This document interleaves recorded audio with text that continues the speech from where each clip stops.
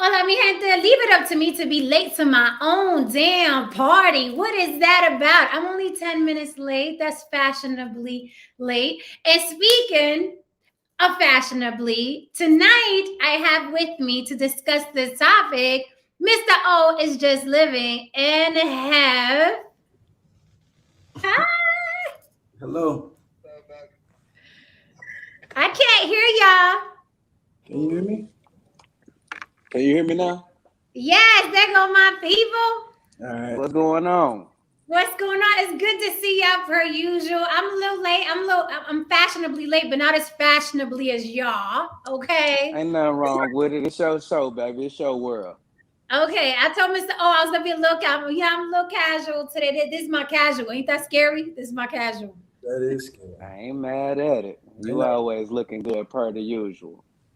Thank you. So tonight's topic, we may hurt some feelings if you're married and you feel like you got married for the right reason or picked the woman for the right reason. As you know, whoever set their reminders to my topic, tonight's topic is when and why do men settle down? And does the divorce rate prove they settle badly? Now, I have a theory about men settling very badly. I think men pick the wrong women all the time. And I have my theory as to why. I'm really hoping some married gentlemen join us tonight because I don't like talking about people without the people in the room, as you know.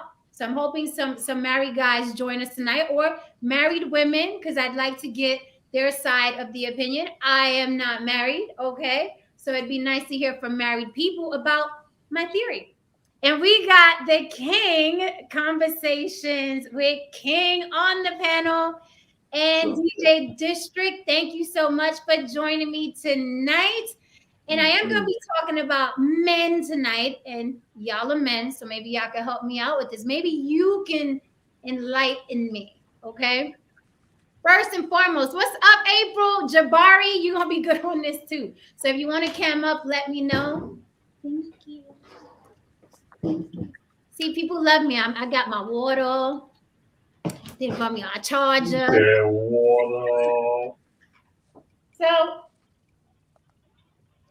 first question I would like to ask the panel. Thank you, everybody, for joining me. I love to see y'all here early. What's up, chat? What's up, Garden family? Good to see you here. I'm going to start a little trouble tonight. You know how I do. I'm going to kick some dirt around. I like to get y'all thinking. So, what's up, King? What's up? What's up? You know I came here to support. King in the building. What's up, Mr. O? What's up, Chad? What's up? What's good with y'all, man? You know I love y'all, man. I love y'all. I love what y'all stand for. Y'all always make me feel underdressed, though. So it's cool, though. It's cool. I humble. I show deference. I show deference, man. Don't worry, though. We got a new budget coming January. Don't worry about it. We're gonna step it up. Y'all, he can put that shit on, man. He know it. King can put that on, man. He already know. We know what you know. Nah, man. I'm learning, man. I see a real way. I realize. Nah, you funny, man. You funny, man. So I also want to welcome DJ District. What's up, DJ District? What's up, homie? Actually, it's DJ Distinct. Oh, I'm sorry, Distinct. Now I don't have my glasses on. Yeah, you need your glasses. Hold on. DJ Distinct. What's up? Hey, what up, homie? What's up, DJ Distinct? I won't get it wrong again. Thank you, everybody, again for joining us. So let's jump right into this since we are all here and I was just a little tad bit late. So here's my theory, and then I'm going to ask you guys a question, right? So here's my theory. Let's start with my theory. I think men settle down, first of all, when they damn well feel like it. There are some women that think they catch a man and they erase all the women he's seeing currently because they just got, that the power of the P, right? Most women think, all right, no, you know what? He's seeing other girls. He saw other girls before me, but I'm here with the power of the P, and that's why he's going to settle down with me. And sometimes men do settle down with that woman, and that woman thinks it's because the power of the P. I don't think that's why men settle down. I think men settle down when they feel like it, right?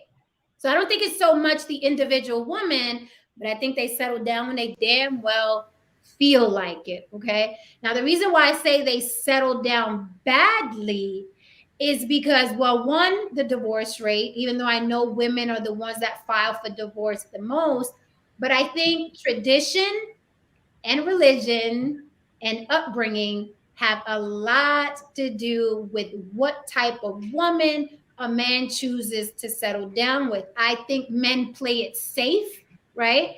They're told from a very young age, get you a woman that's going to be a good woman, a good helpmate, right? A good mother, right? Safe, virtuous. So men are like, okay, I'm going to pull the safe card. She looks safe. She may not be all that in the looks department, but she's safe. She looks like she'd be a good mother. So I'm going to rock with her. And that's what men usually 9 times out of 10 settle down with.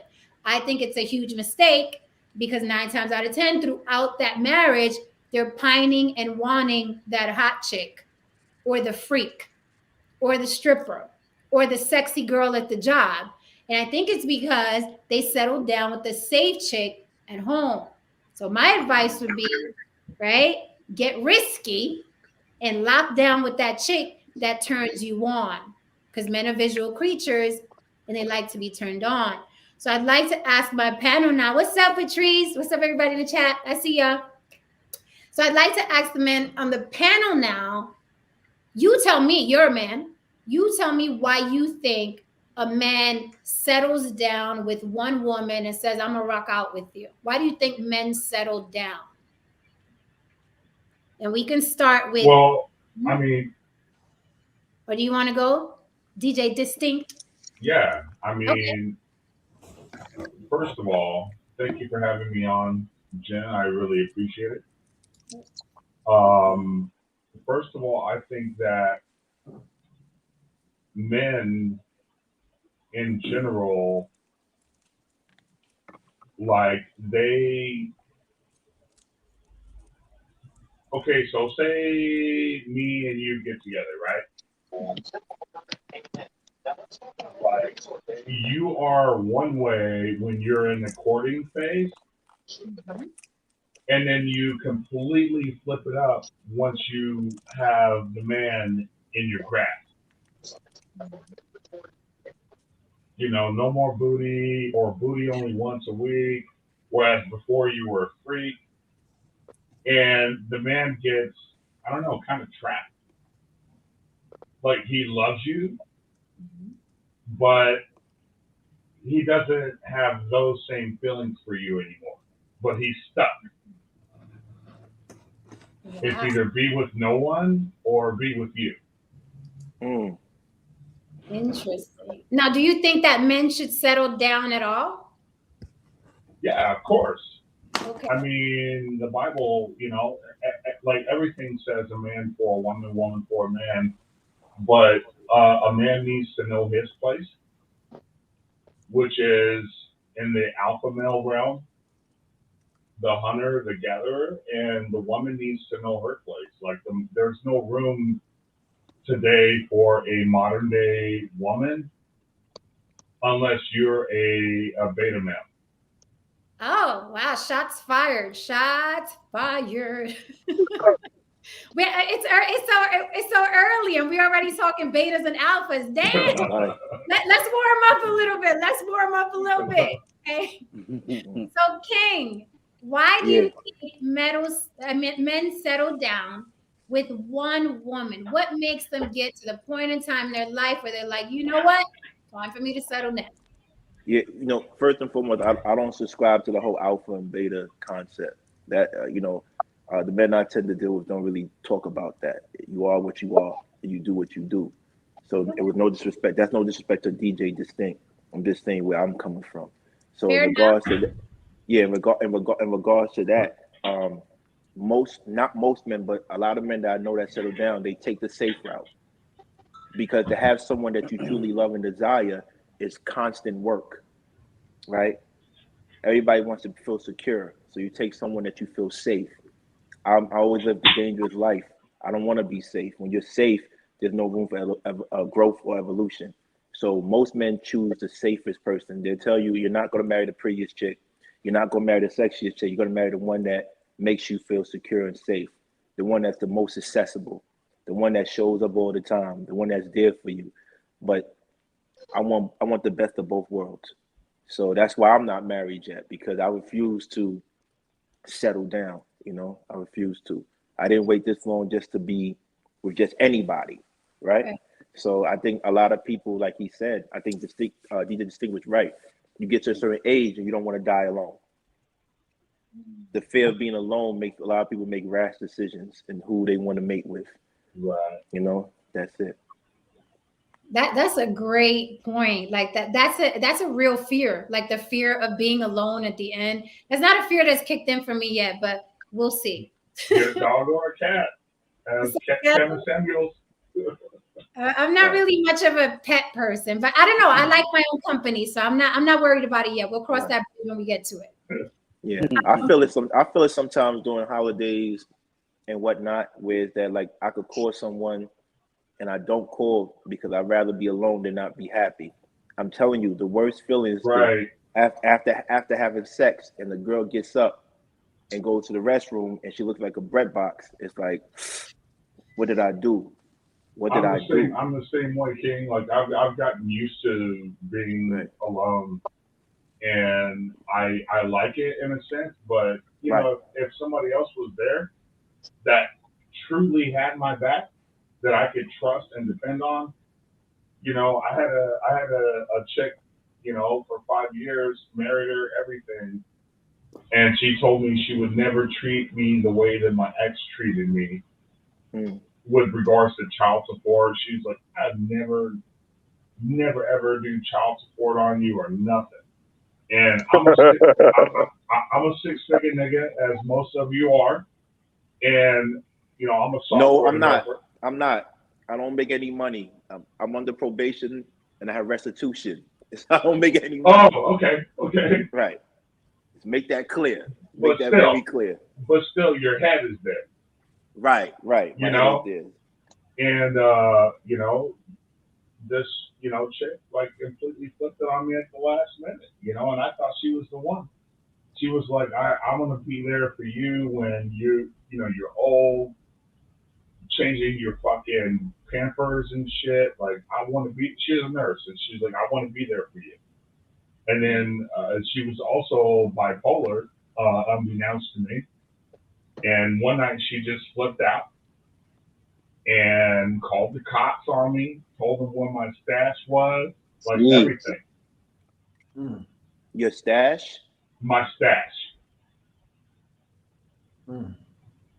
I had some herbs. I'm on probation.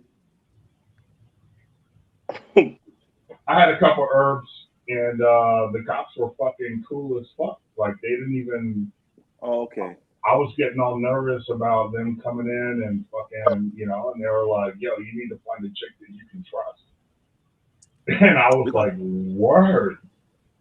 Like, that's probably some of the best advice I've ever gotten from cops before, ever. You can't hear you. You can't? Jen? Yes. Jen? King, do you think that men should settle down with one woman? Do you think that is the best thing for a human male to do? You think Absolutely. It's this girl I have a total crush on. Like, I'm completely enamored, smitten by her. And she broke it down to me. I said, why won't you be with me? She says, because I'm into pairing and you're into participating. And when she said that, it broke me down. And it made me realize that at the end of the day, you really have to find one person that you can build with. Some men are able to manage more than one woman at a time. Those men, I applaud them. But me, in order for you to be a juggler of many balls, you have to learn how to juggle one ball, right? So in order for you to manage one woman, multiple women, you have to juggle at least one woman right. And I haven't mastered one woman yet. I'm still learning how to master one woman. So when that woman said pairing, it woke me up a little bit. It woke me up. That's interesting. That is interesting. If you are going to juggle, you do have to learn to master one ball first. And speaking of juggling, our dapper gentleman, Mr. O is just living in Hef, are on the panel. So You got two pants ass motherfuckers in the background. What Huh? up, brother? What's happening? I want Okay. to ask the question: who's married on the panel? I want to say this: like, at 20 years old, I was in the Air Force, and I got married based on the church's ideology of what my life should be like. Because I grew up in holiness, and I got this woman pregnant, and so I married her. But I did her the service because I still had needs for other things. Although I appreciated what she was at the time, and not really knowing who she was in totality, I still had other desires. And at that age, I wasn't able to manage that. But now in my life, to have one woman won't satisfy me. You know, not physically, not sexually. It ain't about that. It's about I have a woman that can match my intelligence on one level where we can have these deep conversations, and she can even challenge me. And then I may have another woman that may challenge the adventurous side of me, or Or what the I'm sexual side. another way. You know, so it for myself, like you say, it ain't for everybody. I'm not going to tell every young man to go out there and get you multiple women and think it's going to work. One thing you got to do. What hurt me was when I was with that woman that I was married to, was that I was lying and Mm. I was honest, and that's Mm. going outside to take a phone call in front of. It seems so childish right now when I was doing it, but it made sense. I don't know. It didn't make sense. It don't make no sense. But But to me, but huh? you see, like women say they want honesty, right? Yeah, they But do. when you're brutally honest with a woman, she'll leave you. That's not. So you have to lie.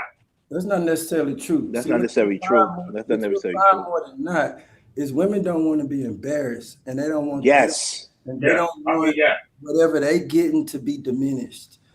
And what you'll find 9 out of 10 is if you give the woman a choice by being honest, she will more likely be more prone to choose you. Just for your honesty, because that's That something really uncommon in most men. But you that got has not been my experience with women at all. Mine either, bro. Mine either. Well, let me say this, DJ Distinct. Why would you want a woman that doesn't want that lifestyle when you can find a woman that's going to let you mess around with other women? Because the See, ones that leave you, the ones that leave you, don't want to be a part of that lifestyle. But there are women who want to be a part of that lifestyle. So I think again, choosing the wrong person. Hef and Mr. Just Living speak a lot about polyamory, and they deal with certain women. I don't know if Mr. O, but I know Hef does deal with women who understand that lifestyle and they're okay with it. So the woman that leaves is not for you, right? So why well, complicate it I with a don't woman who doesn't want that? I don't necessarily. Can I cuss on here? Like I don't necessarily mess around with women that I'm not monogamous with. Like I'm a totally monogamous person. When I love you, I love the shit out of you. Mm. And my ex-wife, her problem was that she was too masculine in the sense that she wanted to get her own money, get her own racks, get her own paper route. And I made 6 figures, and I was like, dude, like here's $1,000 to go out and spend like whatever you want. And she went out and spent it all on the kids. Like not one pair of panties, not one new bra. Like she spent it all on the kids, and she was all about like I can do for myself, you know. But I mean, if I had to, I don't know. So you think Like a woman wanting to make her own money, that's a masculine trait? yes, Wow. Wow. Wow. I think a woman that makes her own money but wants to keep it for herself is masculine.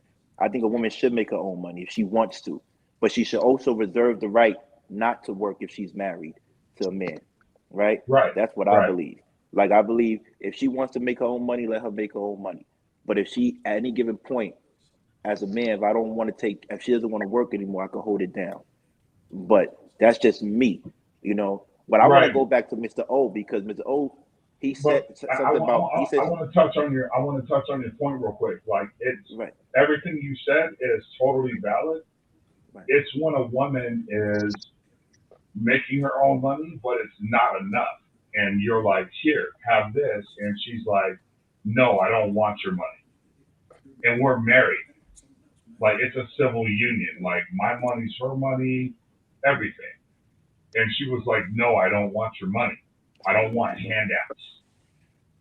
You know what I'm saying? And I'm like, yeah, but we're married. Like this isn't a handout. Like, right, you know? but yeah, but that was just one experience. That's an anomaly. Like what Jen always says. She puts up the sign, todos, no todos, right? Not all people. No. Not all. Not all. So so that's women are not monoliths. So that was just a bad experience. And I'm glad you got out of it, brother. But I want to go back to Mr. O's spirit thing because you got married at a young age, and you said it was the church. But I know the funny thing, most military people practice polyamory, and I'm gonna tell you why. Because most military people actually get married for the benefits. They don't even like the girl. Right. They don't even like the man. So it's already okay. Listen, we're gonna do this. Get married. You can have whoever you want to have. So in the military, that polyamory thing is see. I didn't want to blow up no spots, but I'm just letting you know. Like I could see why Mr. O is accustomed to manage a different woman because he understands the true essence of partnership, the true essence of we doing this for this reason and you're for this reason. You know how to compartmentize women. I don't know how to do that good yet. I want my woman to have everything. But now as I get older, I'm realizing the woman that makes me laugh is not the same woman that turns me on. Like I'm 41 years old. I just came to the stage where not every woman gets me aroused. It's bugging me out. Not every woman gets me aroused, and you just don't get me aroused. Only certain women have that capability. But when you were 18, every woman got you aroused. Whoever's walking down the street with that's breathing, I'm on it. But now that I'm 41, it's like if she says the wrong thing, so I can't marry just anybody right now. I need a woman that's gonna make me feel like that every time. So I think men, they marry early. If a man doesn't marry early, it's hard for them to marry. That's what I think too.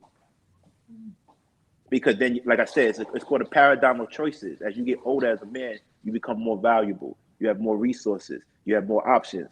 When you have so much options, you don't know what to pick. Like a woman, when she has so much shoes and heels, she doesn't know what to wear tonight, right? You make the wrong choice because you're in a rush.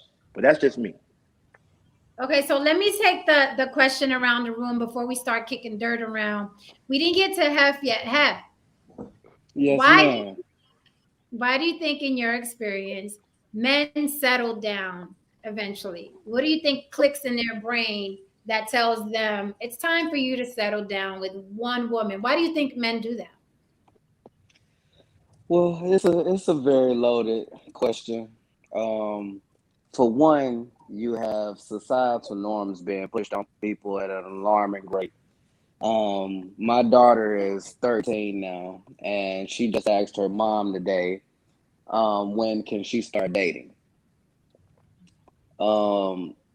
I've watched this little girl be someone who wasn't entertained or interested in or intrigued by normal everyday circumstances. And now she's in school and she has girlfriends that are talking about this and talking about that. Now it's posing the question in her mind, when should I be interested in these things? So you come up in a society, you come up in a world where everyone's on this timeline to achieve certain things by a certain point in time. If you haven't done this by this date, you're a late bloomer, you're slow, you're unattractive. We start putting all of these different judgments on ourselves. So I feel that if men were taught, hell, women too, but for sure, if men were taught that they could be honest, if they were taught that they could be honest from out the gate, but for sure, I like you, I'm interested in you, I would like to have you in my life. Although I'm still interested in other people. I still like to be able to explore. My life is about experiences. By the time I grow old, I want to be able to look back on my time on this planet and say that I lived it up. I have no questions. I have no regrets. Men are taught that if we don't subscribe to the societal norm, we won't get the woman. We won't have the woman. So men are so fearful. Black men especially. So men are so fearful of that idea that we end up finding ourselves settling time and time again. You mentioned the divorce rate.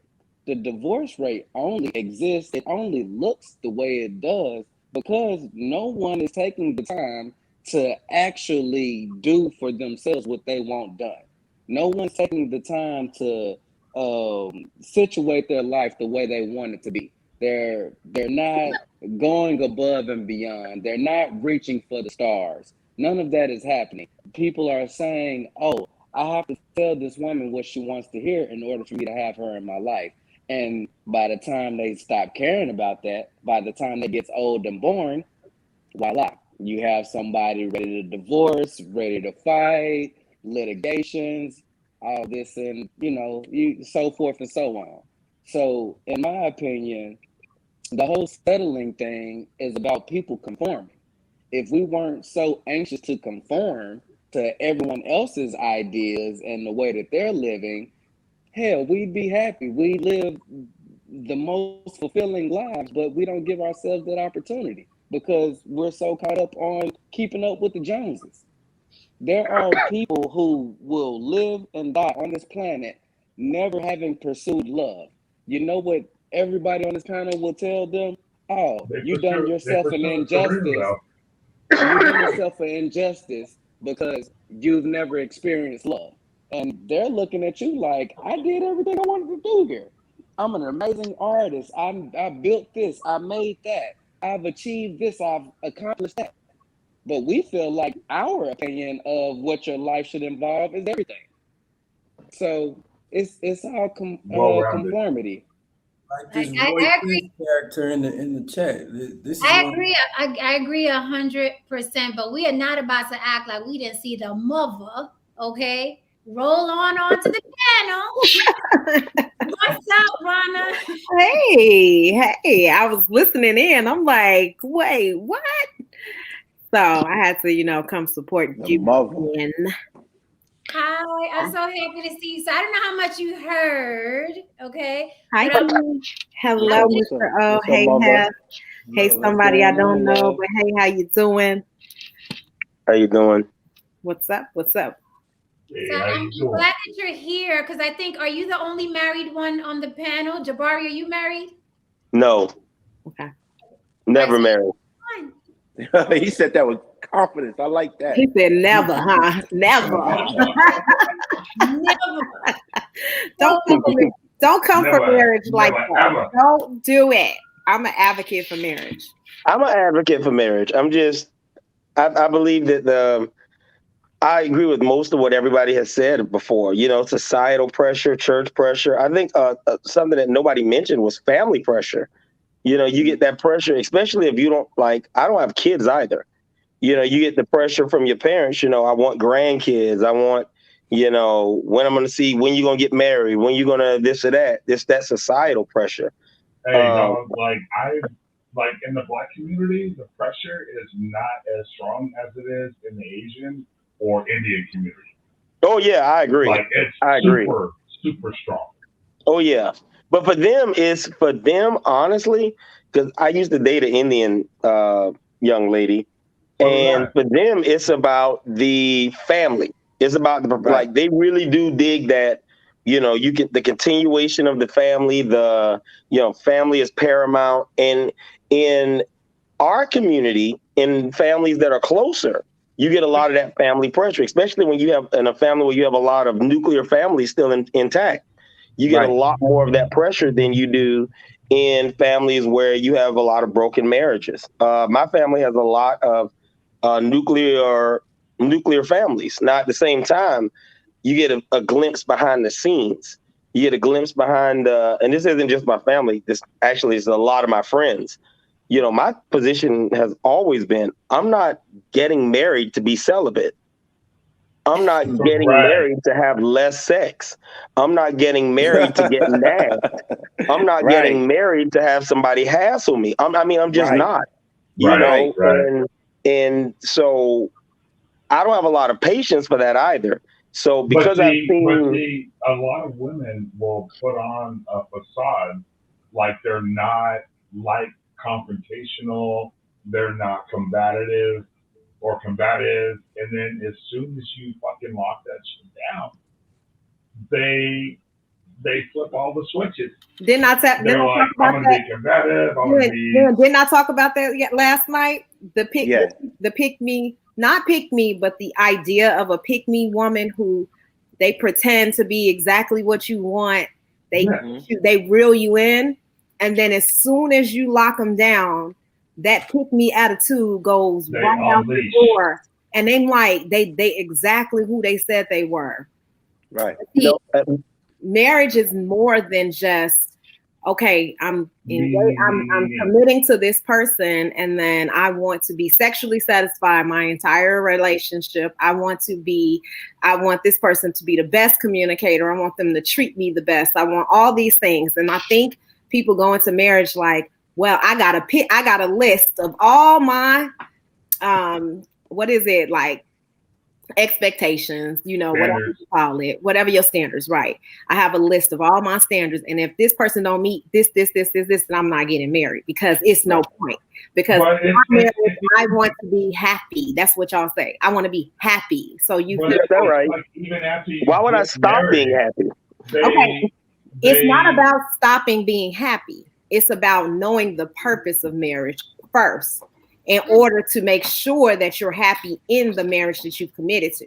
Because if you're going into marriage thinking that this person is going to be my everything, and he's going to give me all this and this and that, or she's going to give me everything that I need, then you're definitely going to be disappointed, because you don't have a spiritual connection to why you're getting married. You don't understand how beneficial the union is to the family, to your children, to your generations. Like, you don't really get the whole entire purpose. So you're going to be stuck in a run, because honestly, I was divorced before. I was married 10 years to my children's father, who I'm no longer with. Magic number. That's right. I was with him 10 years. We have 2 children.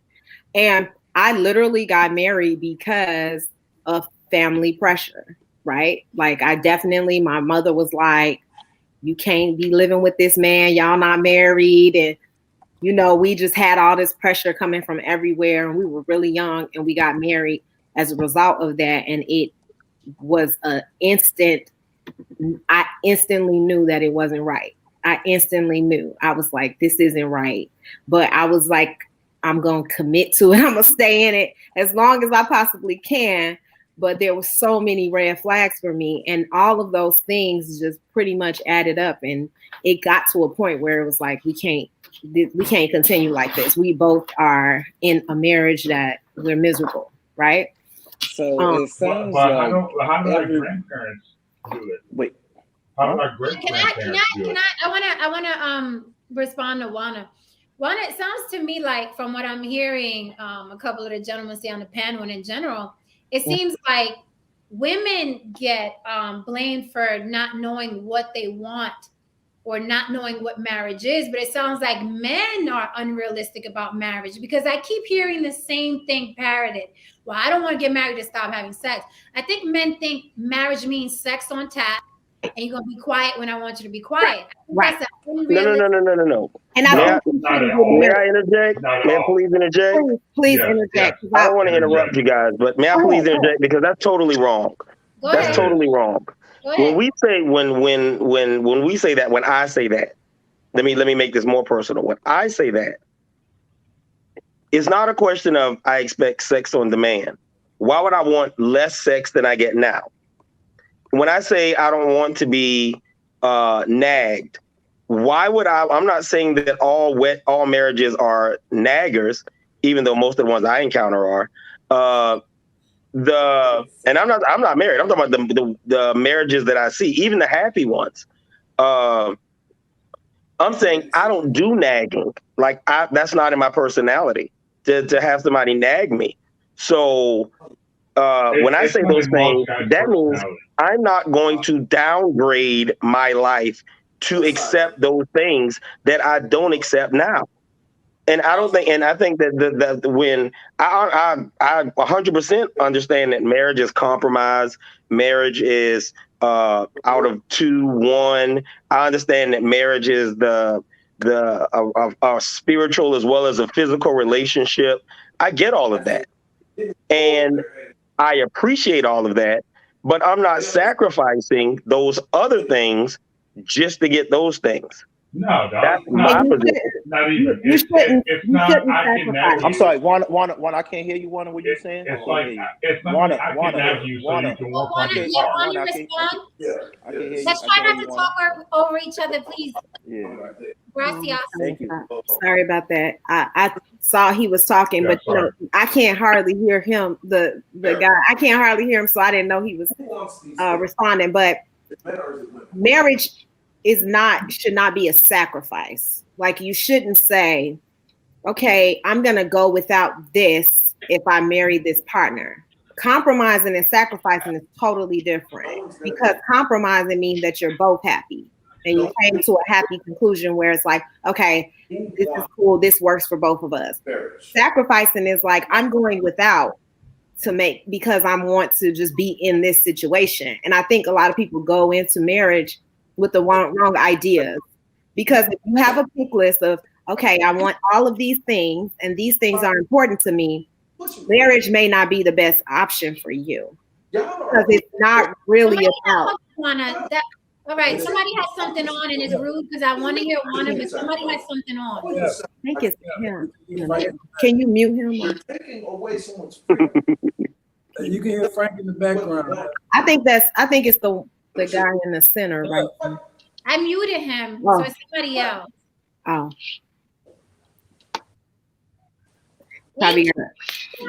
Juana, please continue. Yeah, like if you have all these ideas about what you won't compromise on, because you can marry somebody and the following year they can get sick and you may never have sex for a whole year. Then what? Oh, that's different. No, it's not different, because it is though. Because you still have to sacrifice. You still have to not have sex because you committed to this relationship, right? You still have options to make, so you have to make hard decisions. And when you understand the purpose, when your vision is clear, like what I'm married for this reason. I'm building my family. I'm uniting. I'm uniting us. I'm making sure that we have this spiritual connection along with everything else that's going to happen positive in our life. And we are agreeing to be partners for life, to be bonded for life. When your mind is set on that, then some of those other things are not the focal. But when you're dating, that's the focal. You want to have sex all the time. You want to have fun. And this is what you're doing. And this is what your life is all about, because that's what you want to do when you're single. But when you want to commit to another person, you've decided that we're going to work this out. We're going to figure life out together, because I have you by my side and I trust you. I believe you. I love you. And I want you in my life forever. So it's bigger purpose. It's so much bigger than how much sex y'all have every week. And that's important too. But it's not important. It's not important in the overall theme of what marriage is about. That's all I'm saying. Jabari, can I ask you a question? Do you think that you have unrealistic expectations of marriage? Because I do understand that you're not going to get married to. Hold on. I do understand that you're not going to get married to be nagged or to be missing out on sex when you want it. But do you understand, like, when two people are married, the priorities change, and now you're taking care of a home together and bills together and responsibilities together. So it's like personalities do change. That changes personality. That changes sex drive. So do you think you have your expectations are unrealistic? Not even a little bit. That's why I'm not married. I'm not sitting here like I'm on this panel, somebody who's like chasing a wife. I'm very self-aware, but I think at the same time, I think we are very unrealistic when we talk about sex. I mean, not sex. I'm sorry, marriage in general. There's this ongoing adage that you hear all the time. You hear people say women control sex, men control relationships. Once you get married, the man's control of the relationship has not changed, but the woman still controls sex. I mean, that's still the reality of the situation. I know married couples who haven't had sex in over a year, and the woman will tell you flat out, if he has sex with anybody else, I'll divorce him. We have kids. I will take his shit. Excuse me. I will take his stuff for cheating on me. She don't even remember why she's still mad. Wait a second. I mean, you don't even still remember why you still mad and you ain't giving this man none. All I'm saying is, I think that we're kind of unrealistic when we deal with marriage. I don't think a lot of people, especially married people, I don't think a lot of them are honest. And I'm not talking about you in particular. Because I get a lot of people asking me about marriage. Right. And I think a lot of people are unrealistic. I think there are a lot of people who are in marriages that seem happy, that are miserable in their relationship. And they're putting on.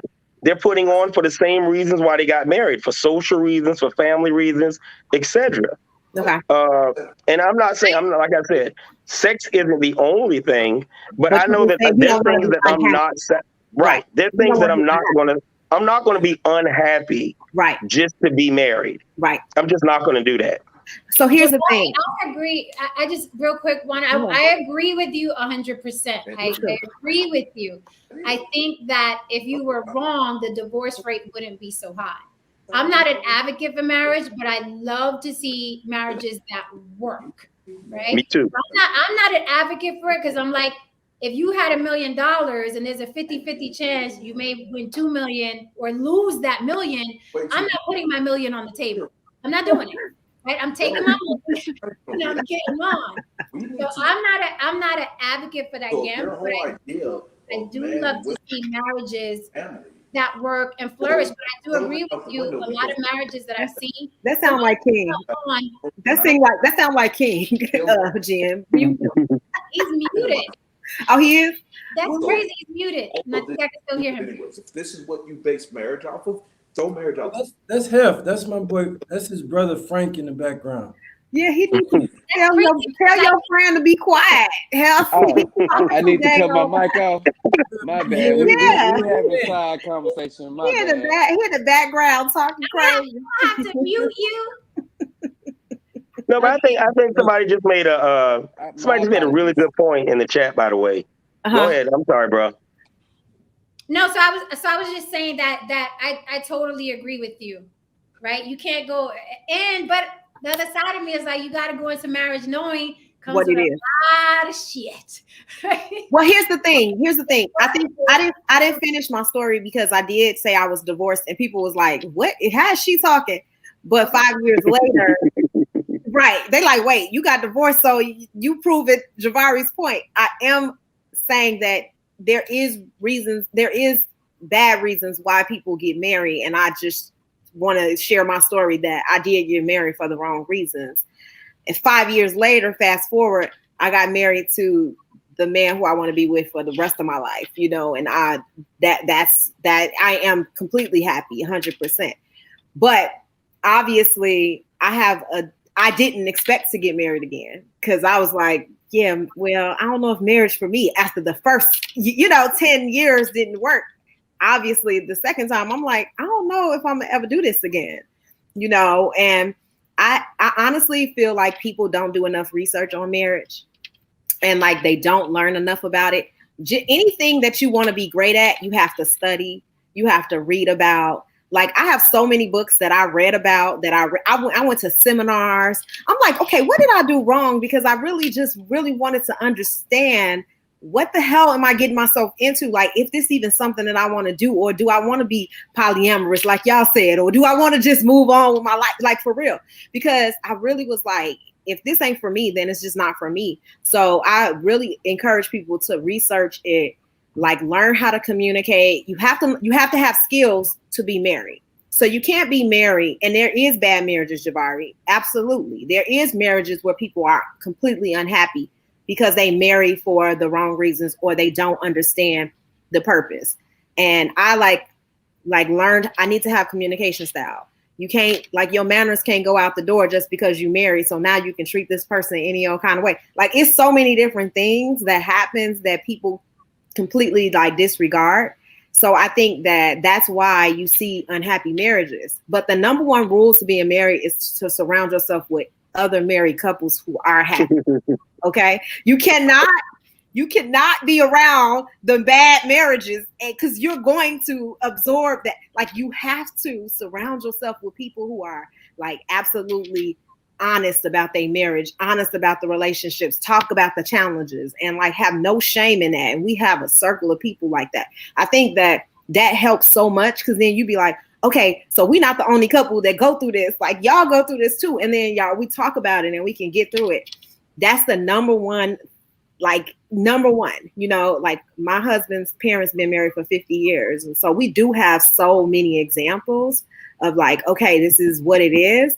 And I feel like, that helps, because like we understand, okay, these are challenges. This is what comes with marriage.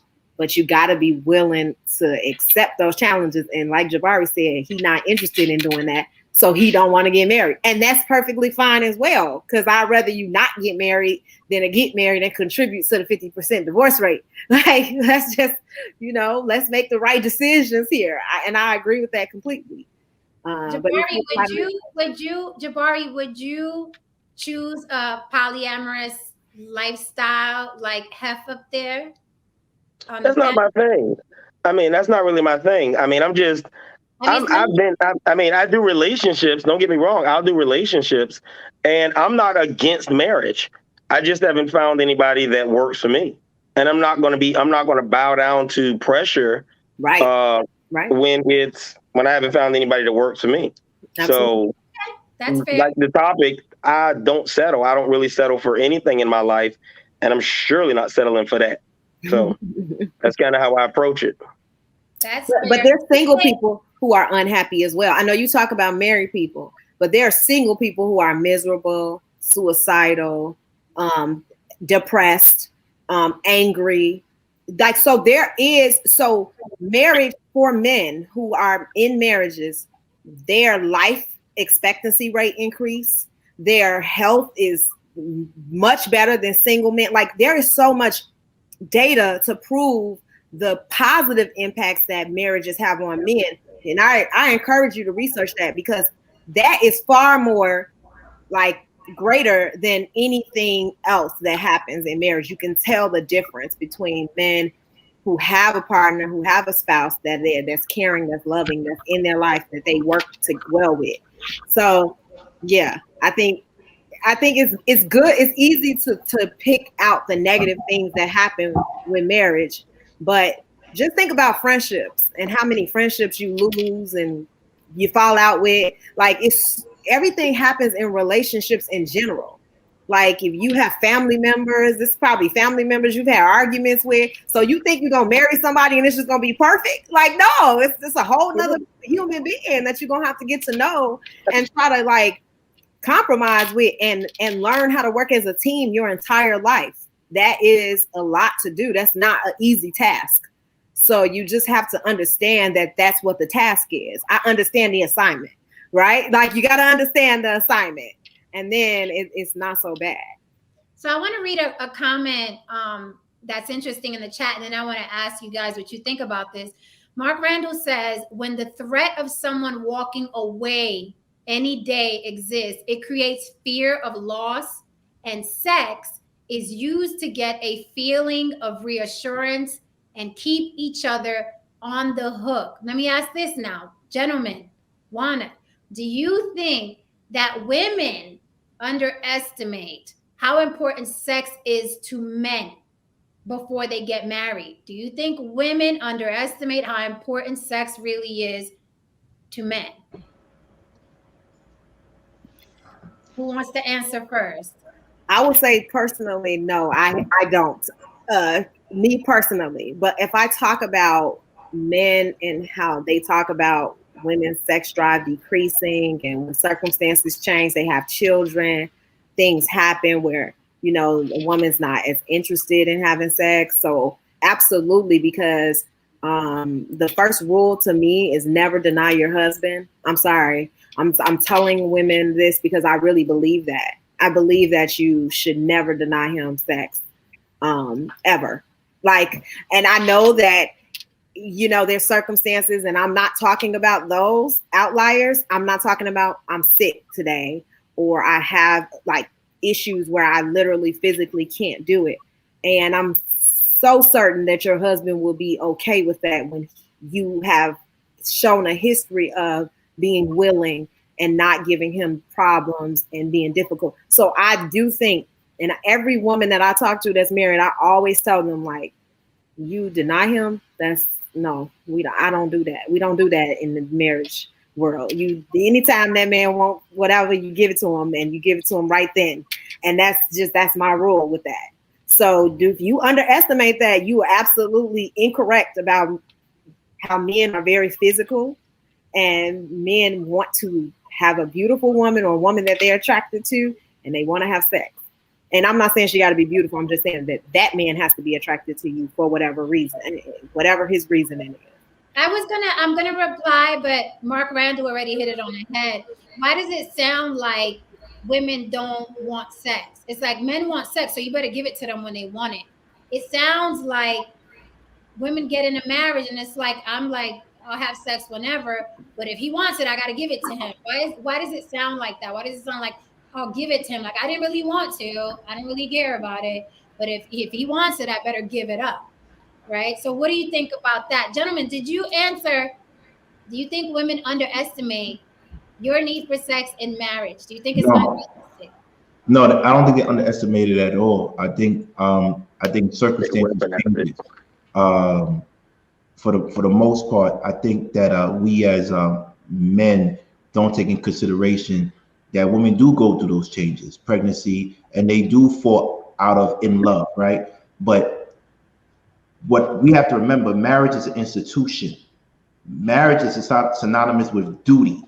So no matter how you feel or no matter what you're going through, there's a duty that must be done. No matter how we feel, if I marry a woman, I have to make sure she's taken care of. And traditionally, no matter how she felt, if you wanted sex, that's what you're entitled to it. It seems kind of barbaric to me, but it is traditional. And most churches and most Christianity, they do believe in that your woman's body is your body. So I get it.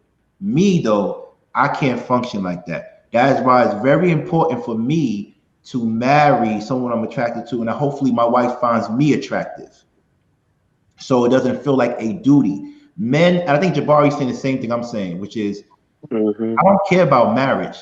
Just don't make it seem like it's work. Don't make it seem like it's a duty. Right. And I think that's what Wanda has. Wanda has married a man that makes marriage fun and loving, so it doesn't feel like a duty. So when you marry somebody or you settle for someone, it feels like a duty now. I feel like, oh my God, I gotta have sex with this person I don't find attractive, right? Because that's my husband or that's my wife. Or I gotta take my wife who I don't find attractive because I'm liking every IG model on Instagram in the afternoon, right? I don't find her attractive. I gotta take her on a date every Saturday. I don't want to. That's why I don't want my marriage to be something that feels like work or duty. But see, King, you will have to make some of those sacrifices when you marry, like for real, because there's gonna be times when your partner you don't like them and they get on your nerves and they're like, for real, we into it, and he still may want you and you may not want him. So now I got to make a decision about, am I going to really deny my husband because I'm mad at him about something that really I know we're going to get over and we're going to get through? Or am I going to deny him sex because until I'm back right mentally. So you do have to make those sacrifices. I know that it seems like an obligation, right. but you are obligated to your marriage. I don't know how else to explain no, it. No, you're saying the right way, but for me, I took a negotiation class in Harvard one time, and it says when you compromise is when both parties are equally unhappy. When right. You compromise, right? What you should do is collaborate, right? You should collaborate. Don't worry, I'm being academic right now because I'm about to get real ignorant with local blood real soon. At the end of the day, you should collaborate because what happens is you both get what you want. This is why it's very important for you to marry who you are attracted to and who you want, because you don't have to have these issues of feeling obligated, right? You want to take her out every day. You want to show her off. You want to suck him off. You want to sleep with him every night. That's what you want to do because you like him. You're attracted to him.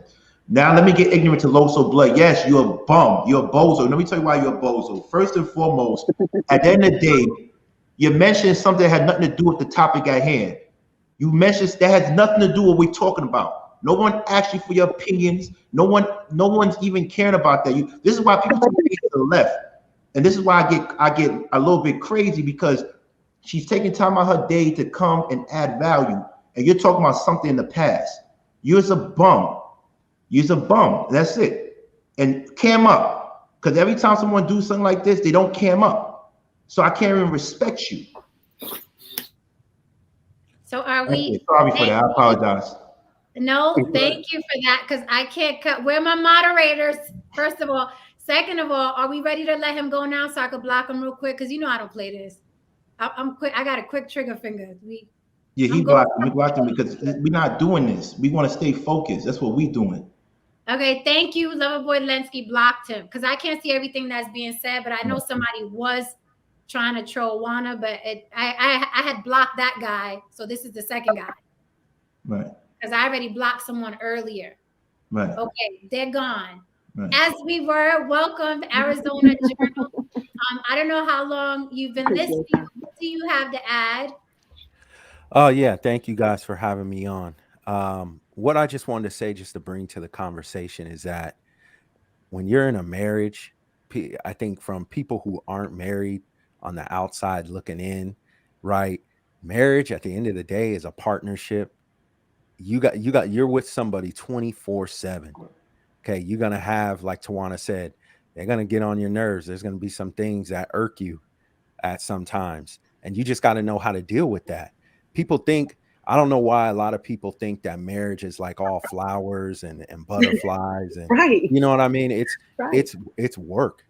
It's a partnership. You two are dedicated to each other. You two are in it for the long run. Okay. And you just got to be creative. You got to make it fun. You got to do things for each other to make sure that the relationship lasts. You're going to have kids, you have a family, and you build, whether that be starting a business with your wife or have your wife stay home, take care of the kids. The man out there goes and hustles and brings the food put the food on the table. It just has to be a partnership. And I think a lot of people they look at celebrity relationships for some reason. And they, of course, they see the high divorce rate. People going, and they see people breaking up left and right. But what about a lot of people that are in your life are family members that have been married for 40 years, 20 years, 30 years, strong, lasting relationships, people who grew up with two-parent households? It's a lot different. I think a lot of kids grow up in single households and it scares them because they didn't see their dad around. They kind of just don't want to go down that route. And I think there's just people come with a lot of different opinions. But I think when you're in a marriage, people got to know it's going to be work. Period. It's going to be work. Are you married? Yeah, I'm married. 2 kids, wife, 10 years. Wow. 10 years.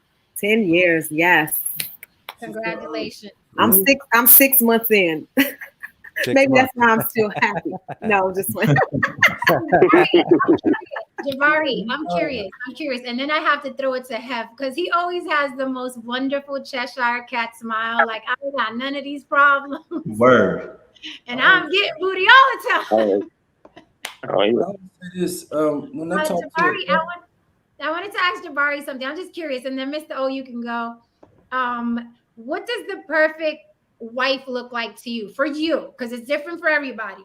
But what type of marriage would work for you? Because you're like, I'm not putting up with this, I'm not putting up that, and I haven't been married yet because I haven't found the person for me. Who's the woman for Jabari?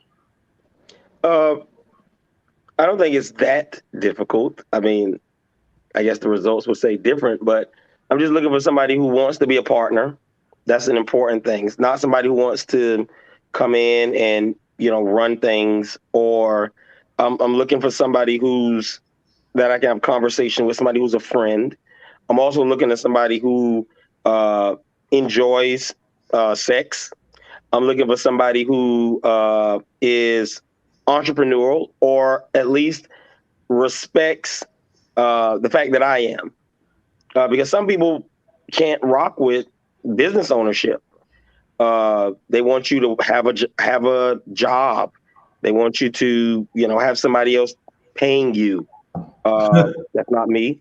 You have some people who I need somebody who's about family. I think that's the biggest thing. Somebody who understands that family is the most important thing in life. And when you get married, your two families become one family. It's not your family anymore and my family. It's our family. Both families are our family.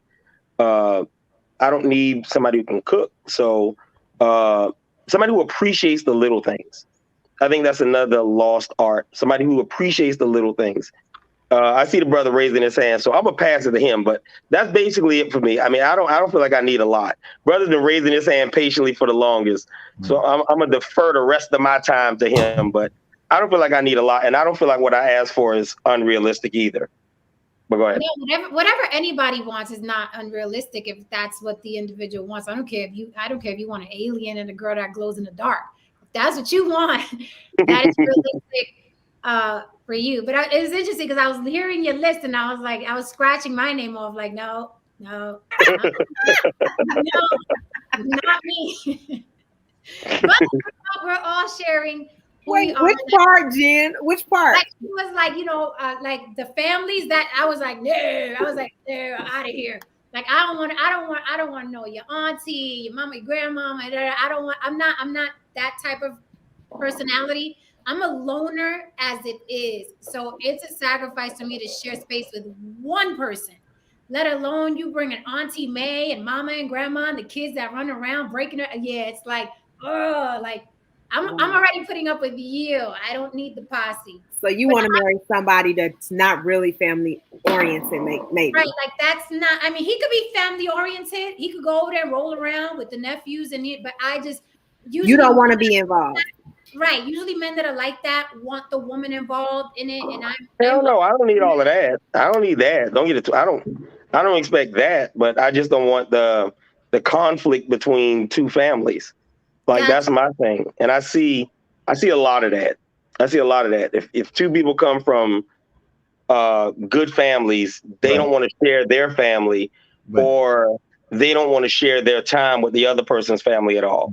It's like, that's your family, or then that's my family. Here's the thing. Here's what I would say with that is let it happen organically, because I think when you go into it and you like, this is how it's got to be, then it can be a very challenging thing. Like if Jen goes into the family and you naturally start liking a cousin and you close with that cousin, perfect. But don't force it upon me. Like, that's my favorite cousin, so you gotta like her. Oh, yeah. And my husband always jokes with me because his family, he's like, you closer to my family than I am. I find out about the family events before he do, and they were telling me before we were even married. And he was like, you closer to them than I am, sometimes like, yeah. So I'm with that. But it naturally happened. He didn't force me to be in his family, like life, I just went over there and like, I loved them and they loved me. And then I brought my family around because we family oriented. So I think that you should let it happen organically and see how people move. Don't give them the blueprint. Don't tell them what you want. Just see what they naturally do as instinctively. And then for sure if you want to be with that person. Because see, what happens with pick-me's is what you tell them everything.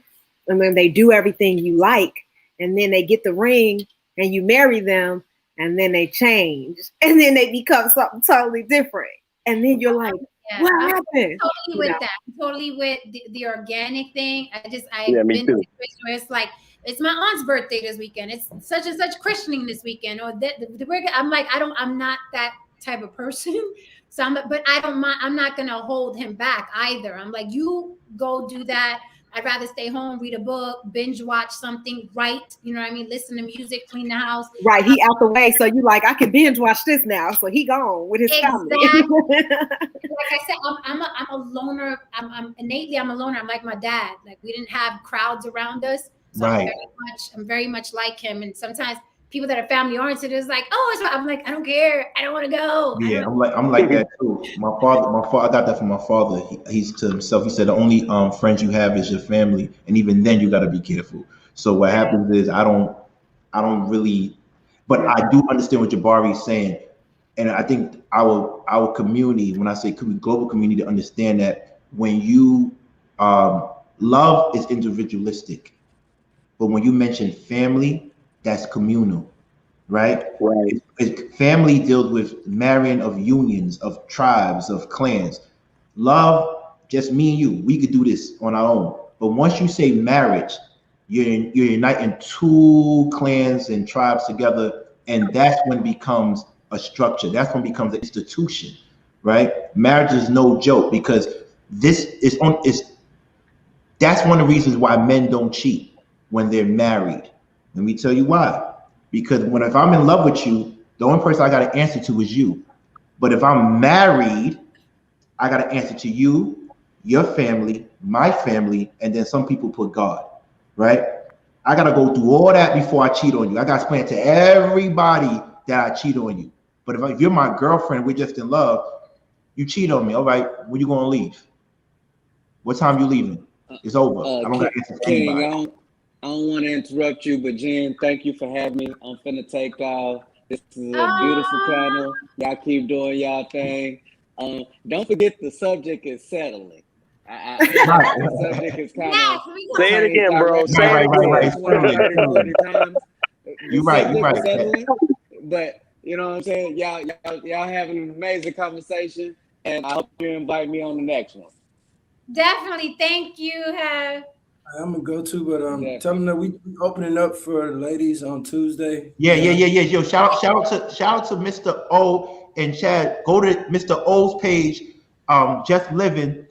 Please, he's opening up for the ladies. So at 7 to 9 every Tuesday, we go to Mr. O's page. So everybody that follows Conversation with King, go to Mr. O's page every Tuesday, and please. 3 things we got to get correct. You go to their show from 7 to 9, then you go to ladies' show from 9 to 11. You follow Juana Chica right now if you haven't, and you also make sure On The Block with Jen gets to 1,000 subscribers. She's literally like 16 away, 15 away. I just subscribed today, so she got to be there at least 15. She got to be there right now. Let me see. We got the first topic. Y'all get ready for it. I'm gonna let y'all marinate on it. It's called The Consequences of No Instructions. Thank you. And do me a favor, send her the thumbnail so I can put on my community tab so everybody can see it. I got you. So please follow Mr. O is Just Living. Everybody in the chat, because there's a lot of y'all, and my likes better be up with all the people I see watching. Please follow Mr. O is Just Living. It's very easy. Mr. O is Just Living. Hef, do you have a page yet? Yes, ma'am. HH Big Hef. Big Hef. Okay. Say it again. I got that. Yes, say it again. Big Hef. That's TikTok, that's Instagram, that's Snapchat, all platforms. It's HHH Big F, right? 2 H's, right? H. Like hot. Okay. Somebody said tell Hef to tell all his girls. They said tell all your women to follow. You got 15. Just hey, look, they gonna be in there too. No sweat. That's what somebody in there too. Before you leave, if you have time, can you tell us, since you brought us back, and thank you very much, can you tell us why you didn't settle for marriage and you chose polyamory before you go? If you could be Bree? Well, as I stated, I have no interest in conforming. I don't need to live up to anyone else's standards. And I feel like that's all that we are doing in our earthly experience is trying to live up to what everybody else tells us what is right and what is righteous and what is good. And that's not what life is about. When I grow old and I look back with my significant other, I want our experience to be that we lived it up and we have no regrets. Like plain and simple, you know what I'm saying? I'm not trying to conform to anybody else's ideology, whether it's Western, whether it's biblical, whether it's historical. I don't care about none of that. This is my existence. I'm going to do what feels good to me, what I enjoy, and I'm not subscribing to anybody else's stuff. I'm paving my own way, and my partner likewise should do the same thing. And I feel like the only reason divorce and cheating and all of these ideas exist is because we want to live up to what everybody else cares about. Our families telling us this. Our co-workers want to see that. We feel like a woman needs to have kids by this age, or else she hasn't had, the best experience on this planet because she didn't reproduce. Like, all of that is stupid. What makes you happy? So that's it for me. I'm doing my own thing. I don't care about what nobody else is on. And that's why I've always been happy. I don't even know what it means to leave a relationship with malice, pain, and hurt. Every relationship I leave, I'm grateful for that experience with that person. I enjoyed them. I appreciated them. It was dope. You know what I'm saying? And if they don't feel the same, that's unfortunate because I enjoyed myself. So that's where I'm at with it. I don't have time for hurt and all of that. Like we're living, you know what I'm saying? And every day we're getting older and we're dying, and I just want to enjoy my experience here. Point blank and period. Well, I happen to love that, and that's another reason why I don't like the family joining, because I don't do holidays. Me neither. I don't do holidays either. I'm not religious. I don't pray to a God, and to explain that to somebody's grandmama or somebody's mother, sister look at me sideways because so she's from the devil. She don't believe in God, which I've been through before. Like, I don't want to deal with your family. I don't want to explain to your family why I'm not a traditional person, and I don't care about Christmas. Like, I don't want to deal with that. That's another reason. So listen, hats off, salute. I get it. Mr. O, any party words? Because I know you guys got to bounce. I want to say this, man. For anybody to be with anybody, you got to want that person to want to do what that person wants you to do anyway. When I talked to a couple that made it for 30 years, when you got to that point where y'all had some, I'm like, how do you work out an argument after 20-some years when you just tired of this? It's because I wanted that person. They really want that person to even want to work it out. So, and it's got to be based on more than what they talking about, sex and something else. It's about a deal, and that's a cuss word to a lot of us. But what I mean by that is like getting what you want out the person that you with. You got to know what you want and focus on that. And when you getting what you want out of that person, that love and all that other stuff come with it. So you got to really want that person for it to make sense. I feel freer when these men are on the panel. I just feel free. You're so funny. Thank you for having me. It's all love, baby. It's all love, baby. It's all love. All right, King. I'm definitely gonna pop with you later, baby. Everybody else, it was a pleasure meeting y'all. All right, be easy, bro. Peace, Mr. O. Oh my God. I know DJ Distinct been raising his hand for a while, but he stepped off. So does anybody? I think he was muted, and he said he couldn't unmute. So he was trying to talk. He was like trying to talk, and he was like, "Hey, I can't talk, y'all." So okay, that's another bit about it. So I know he's been raising his hand. DJ Distinct, do you want to add something before we go back to what the fellas were saying before they left? Because I want you guys to address what have said. But DJ Distinct, do you have something to add? Yeah, I got a ton of shit to add, but you muted me. I'm sorry. I am so sorry. I was trying to minimize the noise. I'm sorry. I know. On what you said about Holy shit. Holy shiza. I got so many points to make. Men do not want women to like bow down to their every need. What do they want? We just want women to conform. To what? Just be acceptable. Just be like, it seems that these days women are so fucking angry at men that they'll pick a fight over anything. Women are angry at men? Yes. Are men angry at women? No. We keep chasing you, don't we? You're not chasing us. Being heterosexual does not mean you love women. No, you are not chasing us. We are chasing you constantly. Interesting. I think that women have had it way, especially beautiful women, as we have on our panel. You two guys have been sheltered all your life. Like, you have never been in the situation of a man who's kind of cute. Like, I had to date white girls in high school because the black girls said that I wasn't thug enough. I was in the engineering programs and the computer programs back in 1992, 91. And black girls, they said I wasn't thug enough, even though I loved the shit out of them. And so I said, okay, fuck you guys. I'll go after Mexican girls. Mexican girls were down. The Latinas, they were down as fuck. And I see you making this weird face right now. Why is that? Let me tell you why. I'm gonna tell you why I'm making a face. I'm calling BS, and here's why. Like a lot of not BS at all. It's okay, not BS at all. You're asking why I'm making the face. Let me explain. So I'm saying that because I've been to many a convention, many an expo. You know, I'm sure you're familiar with Comic-Con. There's nothing there but black men with black women who have the same interests, who are techie. I've been to tech expos. Let me tell you this. Comic-Con wasn't around in 91 and 92.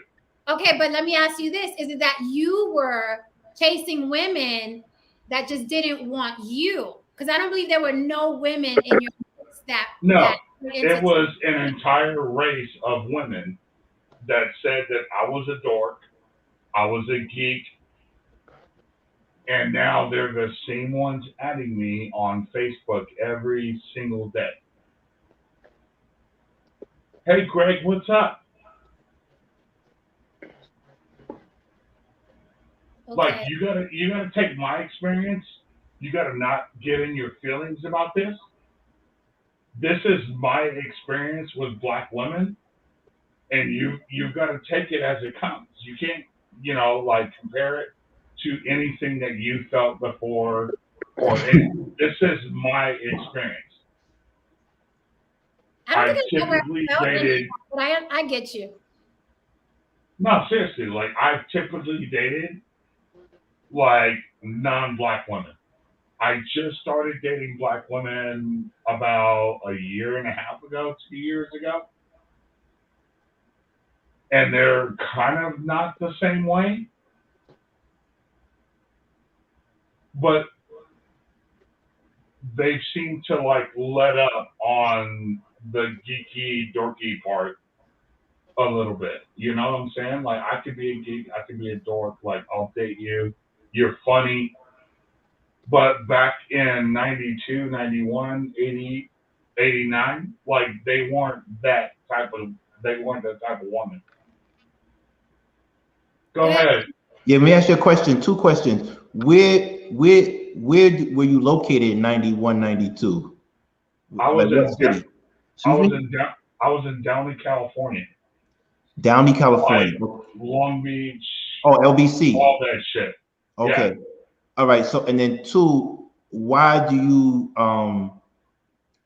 think black women were a monolith? Why you say no? That's I got three questions. The second one, why do you think black women are a monolith? Why you say all black women?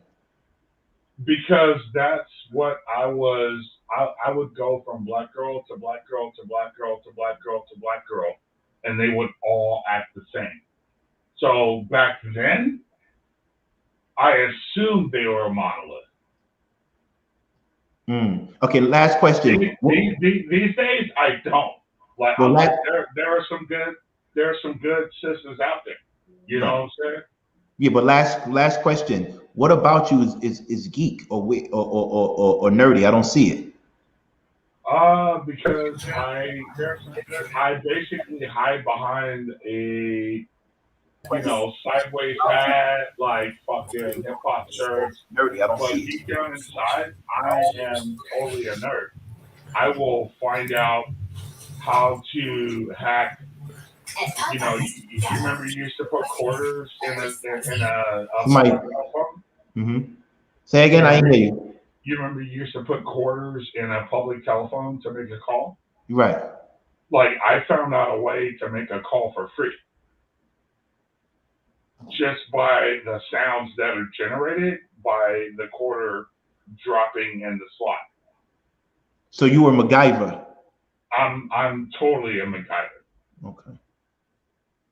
And they found that like geeky. Like, I didn't have a fucking pistol on me. They found that geeky.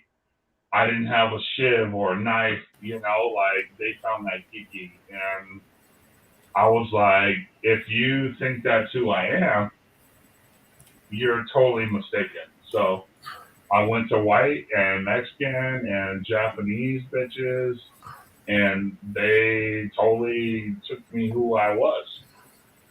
Can we not do the bitches talk, if that's okay? I'm sorry. I didn't mean to say that. Okay. So you don't. So I want to ask you, like, I think that there's always been very studious, nerdy girls, like of all ethnicities and stuff. So are you saying you've never seen like nerdy black girls when you were growing up? No, I never seen, like, the schools that I went to were in the hood. Like, I dug myself out of the hood, and like, thankfully my son goes to a school that is, I don't know, top 10 school in the country, because I realized the education is important. And I live in Texas, but like in California, when I was growing up, like, black women just treated me like total trash. You think they settled for you? You think what? Did they settle for you? Because no. The reason I say that is because you said you dated out of your race. And a lot of times black men don't realize, usually when you date out your race, those women date you because they can't get the top men in their race. Sometimes. Right, you feel me? And I'm not trying to hit home, because I date out my race. No. I date out my race all the time, right? And I date out my culture, because my parents are West African from Ghana. So I date all types of women. If you look pretty, you look pretty. I don't care where you from. Right. But I'm also mindful as a man. I have a great equalizer. One, I'm educated, but also I have resources, right? So it's easy to get different women. But I'm not stupid to say, if you're the top, I'm not stupid. J-Lo is always going to leave Diddy to go to Mark Anthony at some point. Right. You smell me, Jen? We not stupid over here. We get it. We get it. We get it, but we just gonna go with the flow, Jen. You dig what I'm saying? We're gonna go with the flow. But so that's why they hold brothers down so much in the media, and like a white dude could fucking rape somebody and it not even get in the media, but a black dude could accidentally maybe figure somebody, and it's all over, plastered all over, like they're trying to hold us down. And we need to rise above that. No, I want you to answer the question though. Did you feel like they settled for you? That's a great point, King. That's a great no. I think so, Jen. I don't think they settled for me at all. I think they felt equal disownment in their own neck of the woods. Right. and we just met up at the right time, and shit gelled. So disownment, why though? They were disowned in their own community because they weren't like the creme de la creme, right? So it was kind of like you guys met where you were. I can't speak for them. I can only speak for me.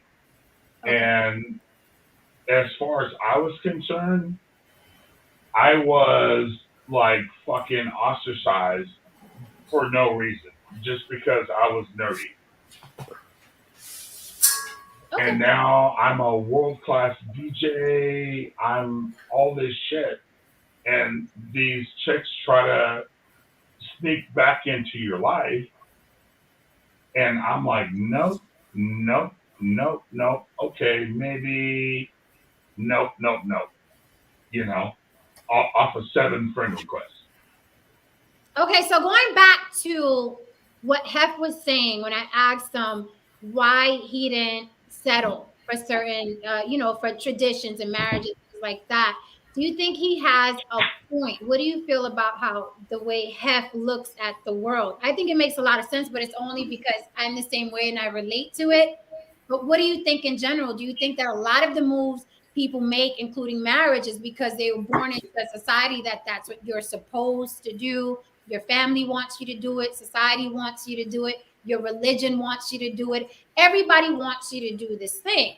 Where if somebody dropped you in the middle of an island at birth with the opposite sex, you're not going to be thinking about anything. You're going to be thinking about mating. You're not going to be thinking, I have to marry this person because God said, and my mama wants, and my teacher told me one time, right? The only thing you're going to be thinking is about mating. So do you think there's a point to what Hef said?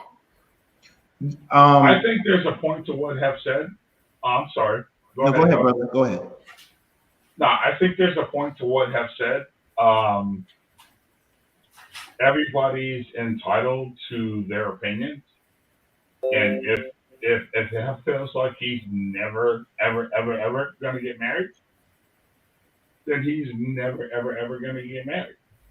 I myself, I hold out a positivity wand, waving it side to side, and I'm like, someday that chick is going to come along. I'm a dreamer. Right. To put it shortly, I'm a dreamer. Okay, King, what do you think about what Hef's point of view? I mean, Hef is speaking from a school of idealism, right? And so he believes that, whatever you want because you live for yourself, you should go and get. And I agree with him. But once again, when you are bombarded by the societal pressures, not everybody can handle that, right? So they settle for what's safe and what brings them security. Because if we could get what we really wanted to get, then we will go and get it. And that's why I always ask every woman that I date, I say, who do you find attractive? Who do you think is sexy? And they would say, if they say Ocho or Idris, I say, then go and get them. Why are you here? But the reason why you're here is because you know damn well you can't get them. So you're settling for me, right? I always ask every woman who they like because I want to know, not what attributes, not values, but who you think is sexy. Because if you are who you think you are, go and get them. Because I know I'm going to get who I'm going to get, even if it's just for one day. Even if it's just for one day, I'm going to get that one person. I don't care. I'm getting that one person. That's it. But a lot of people don't want to come to that hard reality, and that's why they're settling. You can't get who you really want. And since you can't do that, you are settling. Period. And there's nothing wrong with that. There's nothing wrong with settling. Just make sure you understand you gave up. Just come to terms with that, because I'm like, and it doesn't have to be a celebrity. It could be someone. Oh my God, that girl in the bar. I need her. I want to marry her. That's who I want. I'm going to do everything possible to get her. That's what I'm going to do, right? And maybe my thing is, when I get her, maybe the conquest is over, right? But I'm going to go after her. And I think a lot of people settle because, okay, I can't get the person I want because I'm not the person he or she wants. Then I don't want to make the changes to be the person that person wants. or it's not enough time for me to make the changes that no, you, right. you And if nailed the, it. You and if, nailed it, if dog. then if the shoe splits, you know that person really doesn't want you. You know that. Settling. So if I ever ask any woman, if I ever see any woman, I ask you, who you better say me, because if you don't, I'm telling you. You didn't gave them the answer. You know, I get a lot, Juana. I get women that say, "Oh, I love dark skinned men." I said, "But all your children are light skinned with blue eyes. What are you talking about? How you love dark skinned men? Because everybody that got you pregnant is with Dominican or Peruvian. What are you talking about? You don't like dark skinned men. You're settling, right?" I always ask them who, and I see their ex boyfriends like, he don't even look anything like me. You don't even have a type. It's a fantasy. It's a fantasy. It's a fantasy. But that's just me. What do you think? What do you think, Jabari? How you feel about that? Word, dog. I think I like that. I like that approach. That's I can't lie. I like that approach. I'm a little different. You know, we had a conversation a couple of weeks ago. I've always been confident. You know, I don't. You know, I saw somebody put in the chat. They were talking about. I'm not a person who gets jealous like that. I'm not a person who, you know, if a woman says that another guy is fine, that doesn't bother me because I'm me. And, you know, I'm not, you know. She was your girlfriend. Again, I'm me. Me for a reason. I mean, I'm me, you know, so things like that don't bother me. Right. I mean, I know what strengths I walk in the room with. I know who I am. So I don't let things bother me like that. I think a lot of people have let their insecurities get to them. And I don't mean you, brother. I love that. I love that. If you don't say me, go get them. I love that shit. I love that. But like I you know, just a lot of the stuff doesn't bother me. I mean, you know, I kind of just roll with it. I know what I want. And that's kind of where I come from. In any relationship, I take the same approach in business. You know, I know what I want. I know what I need to get out of the business. And so I'm willing to compromise so long as I get what I want. And it's the same thing in relationship. You know, which is why I'm not married. You know, because I know that in marriage, it's a different dynamic. It's a different type of relationship. You know, my business is not a partnership. I enter into collaborations with people, but my business is not a partnership. 10% of men. You know, I exist like that for a reason. You know, it's just and it's not arrogance, and I get that a lot. And you know, I tell people, you know, I won't say what I say because it hurt people's feelings. No, it's not arrogance at all. You know, but I know what I want. I know what I'm worth. Right. That's why I can't work for other people, because I know what I'm worth. So I mean, that's you know, it's the approach you walk in with. And people talk about marriage. What brought me to the topic, why I was attracted to this topic, was because I think people do settle, even though I am going to push back a little. And I wrote this down at the beginning.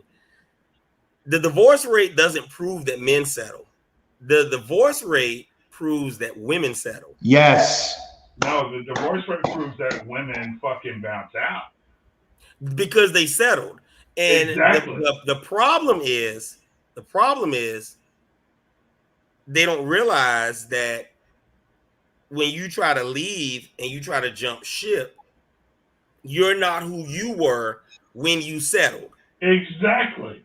You're no longer who you were when you settled. So he's not cheating on you. I think no. Don't get me wrong. Don't get me wrong. I don't think anybody should be anywhere where they're not happy. But I believe like what the sisters say. You can't bow down to societal pressures. You can't bow to those pressures, or you're going to end up in a situation where you're not happy. And you're going to look back. She's still, you know, she's beautiful. So she was able to, you know, bounce back. Let's keep it real. A lot of people can't. A lot of people settle and then they wake up and they're like, I can't stand this mother chucker that I'm in bed with. You know what I mean? You know, all of the stuff that I just was willing to deal with, I'm not willing to deal with anymore because I settled for your short eight, before I settled for your bad breath or your bad attitude or your whatever. But do you think, do you think it's when you say she realizes she's not who she was when she settled, do you think that she thought it was going to be okay, it was going to be cool, she was digging him, right? No, she thought that she could change, but he couldn't. Like men, because it seems like women, right, are pegged for like, well, you used to give me sex all the time in the beginning, and you used to be fly in the beginning. Look at you now, you boring. But what about men? Men in the beginning are very romantic. Men in the beginning are opening the doors and what do you want for dinner? And 3 years in, it's like what you want to, right? Like women in the beginning are very. Hold on. I'm not even gonna throw it back to women. I'm not even gonna throw it back to women. I'm gonna keep it with guys. I'm gonna keep it with men. Word. You get to the point where you say men enter relationships, and this is the chasm between us. Men enter relationships expecting, hoping, praying that the woman won't change, that the woman that you marry is the woman that you're gonna have 10 years from now or 15 years from now. Exactly. And when she changes, you like, who is this chick? Whereas women, and this is why the whole women are filing for divorce more, women enter these same marriages saying, I can change him into what I want. Exactly. I settled for him, but I can change him into what I want. And when you realize you can't change him into what you want, you get upset and you get rid of him instead of just finding what you want. There's a second time in history. I will concede, sir. Right. Thanks. That's why I love Jen, because she gets it. She's afraid of the truth. And this is why I say women don't marry for standards. They marry for expectations. Right. So at the end of the day, standards are what you come to the table with, and expectations, like, I hope he comes to the table with that. And women believe they can change us to become, and then when they realize they can't, they're like, hold up, I'm not spending my next 20, 30 years with this man I can't change. I'm out. I'm gone. Because I've gone into relationships. Like, it's like kind of like when you have a model boat or a model car. It's like, okay, I could put these pieces together and make it what it's supposed to be. So Jen. I've done that. You said what it's supposed to be. Projects. No, the women have the God complex. Women have God complex. That's your idea. Because women are. It's because they create life. Right. That's why women have the portal between the spiritual world and the earthly realm. That's their womb, right? So they actually create life. So you really think you can make anybody anything, and you can. You can do better, but you can't change somebody. You can make us better, but you can't change us. Right. But y'all can make us better. I give y'all that. Y'all have that. That's true. I've done that. That's true. You could do. You have that down pat. Women have that down pat, but then they get it confused. Changing and making better is a thin line. It's a thin line, and that's what gets y'all in trouble, because y'all have a God complex, because y'all the closest thing to God in regards to creation. In creation, now other things we got y'all, but creation, women are close to God. In my opinion. But this shit only started in the 60s when women's liberation and all that jumped off. Like, women are truly equal as more as they have ever been to men. Women and men are truly equal now. And women want you to open the door for them, pull out a chair for them, and then fuck off. Like, get away from me. Like, you know. No. Jen. I can't agree with that one. Women want the men to truly be traditional while they are modern as fuck. But what's wrong with that? What's wrong with it is you get women that are too effing masculine. You don't get the purely traditional woman anymore. You get a masculine woman that's bossing you around all day, you need to get outside and clean out them leaves. It's fall. But you know, women Okay. masculine men. You do know that, right? Are you willing to accept that? You know, women don't treat masculine men like that, right? So then that would make women treat any men like that. Not true. Yes. That is not. women will try to treat any man like that. That is not true. And if the man doesn't conform, then the woman bounces out. No, that is not true. I have to disagree. I have to wholeheartedly, unequivocally, 100%. I disagree. The only time I've ever tried to and successfully bossed men around with masculine energy were men that I felt like were not able or equipped to be complete sole provider and man of the house. That is the only time in my life I've done. I saw weakness in him. They were betas. Okay. So yeah, but you're saying all women boss all men around. That's not true because it's impossible. Because some men will not. Nobody bossing me around. No, all women will attempt to boss a man around, and it's up to the man to either be alpha or beta and step the fuck up and be alpha or beta. A woman's going to challenge you, right? And exactly. A woman's going to challenge you. You have the right to, follow suit or rise to the occasion. But that's a woman's nature, and it's up to you if you want to pass the test or not. But I just hope that we evolve and realize that men and women don't have rigid attributes, right? Not every man can fix a car, not every man can do plumbing, right? My issue is if you can't fix a car or do plumbing, can you afford the plumber and the mechanic? That's where I come in. Like, I know you can't do that, right? And also my issue is like men. I tend to be around men that are solution based. So if your woman can't do something, what are you doing to make sure it gets done? Right? If she can't cook, if she doesn't want to cook, why don't you have a cook? Right? So this is a big issue for me. I don't mind. I love my woman submissive, right? But here's the issue. You can't expect a woman to wake up at 6:30, get the kids ready, go to work, come back, right? Cook for you, then give you head. It doesn't work like that, right? Now, if you tell a woman, I got a nanny, I got a cook, the driver's going to take you to your job, to the philanthropic gala, and we have the security going to pick up the kids, and you're going to come back home. I want head. It's a different type of vibration. You don't even have to ask if he's doing that. Hello. Some men still do. Some men still do. Some men still do. A lot of men still do. Some men still ask. But then you have an argument.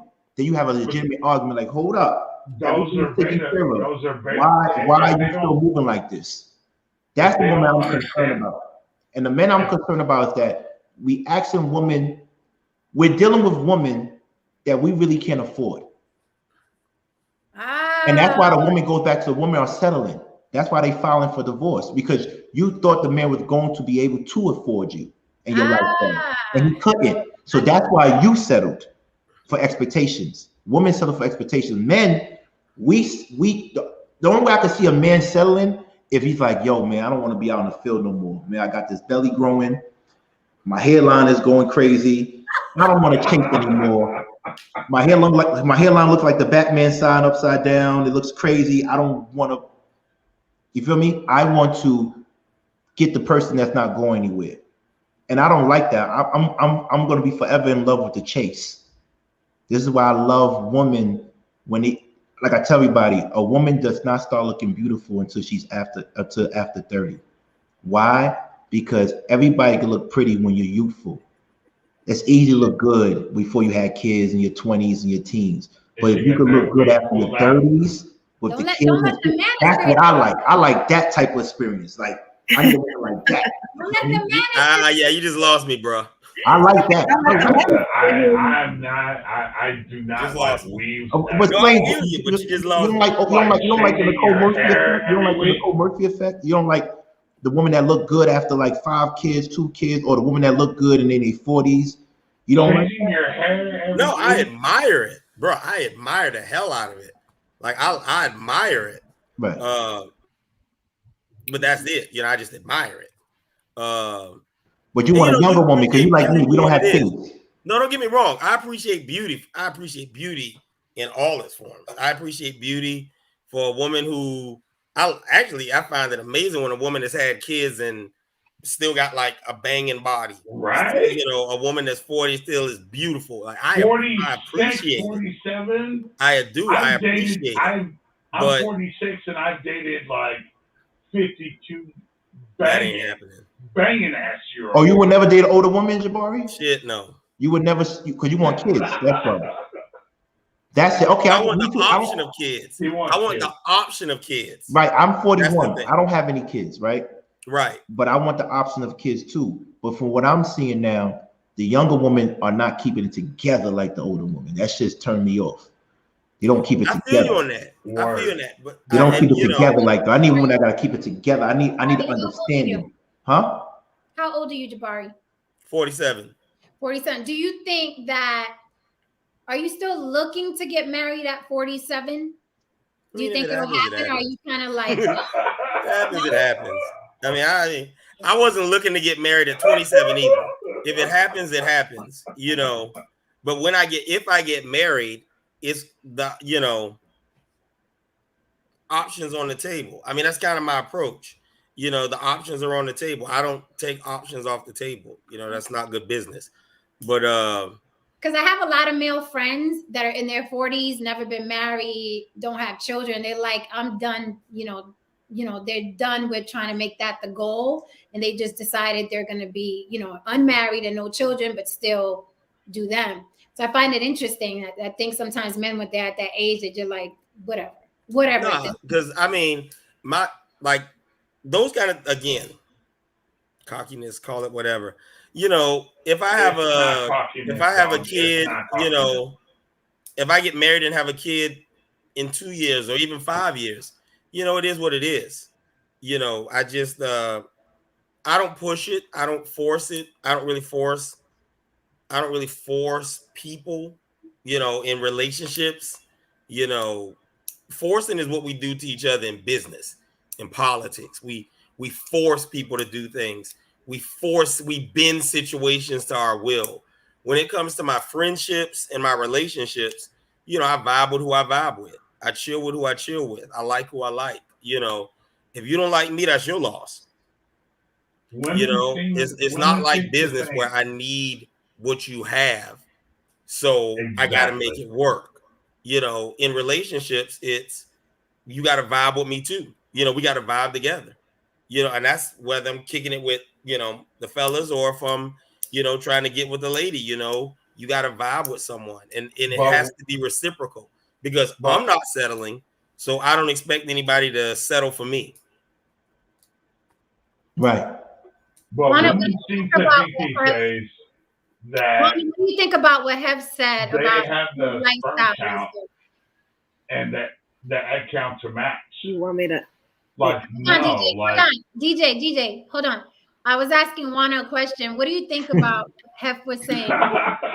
Man, this conversation is so crazy to me. Like, I'm listening to this and I'm like, wow. But what Hef said, you know, I think that I love this generation because they do not want to be defined. They don't want to be labeled. They do not want to follow any type of traditional values. And they are completely unorthodox and do not want anybody like making them follow a subset of rules. And that he's exactly an example of that, right? He is just a free spirit. He wants to live life the way he wants to live it. And he really doesn't want to like concede to anybody's expectations, and that's cool. And I do think you can have a happy life with one person as well. I don't think that having a happy life equals polyamory or a polygamous relationship. I think that you can do a monogamous relationship and still have everything, but you do need skills in order to get to a place where you can be happy with one person. I think that, you know, Mr. O had a good point with that. You need to know what you want. And if you want that person, then you're going to do everything you can in order to make that relationship work and run smoothly. I don't, understand. I mean, one man was generalizing black women and the other one don't want to date a woman over a certain age. And then here's King talking about she can't have desires of other women because I was like all over the place. My mind was like, oh my God, I need to talk about this. I didn't forget every point.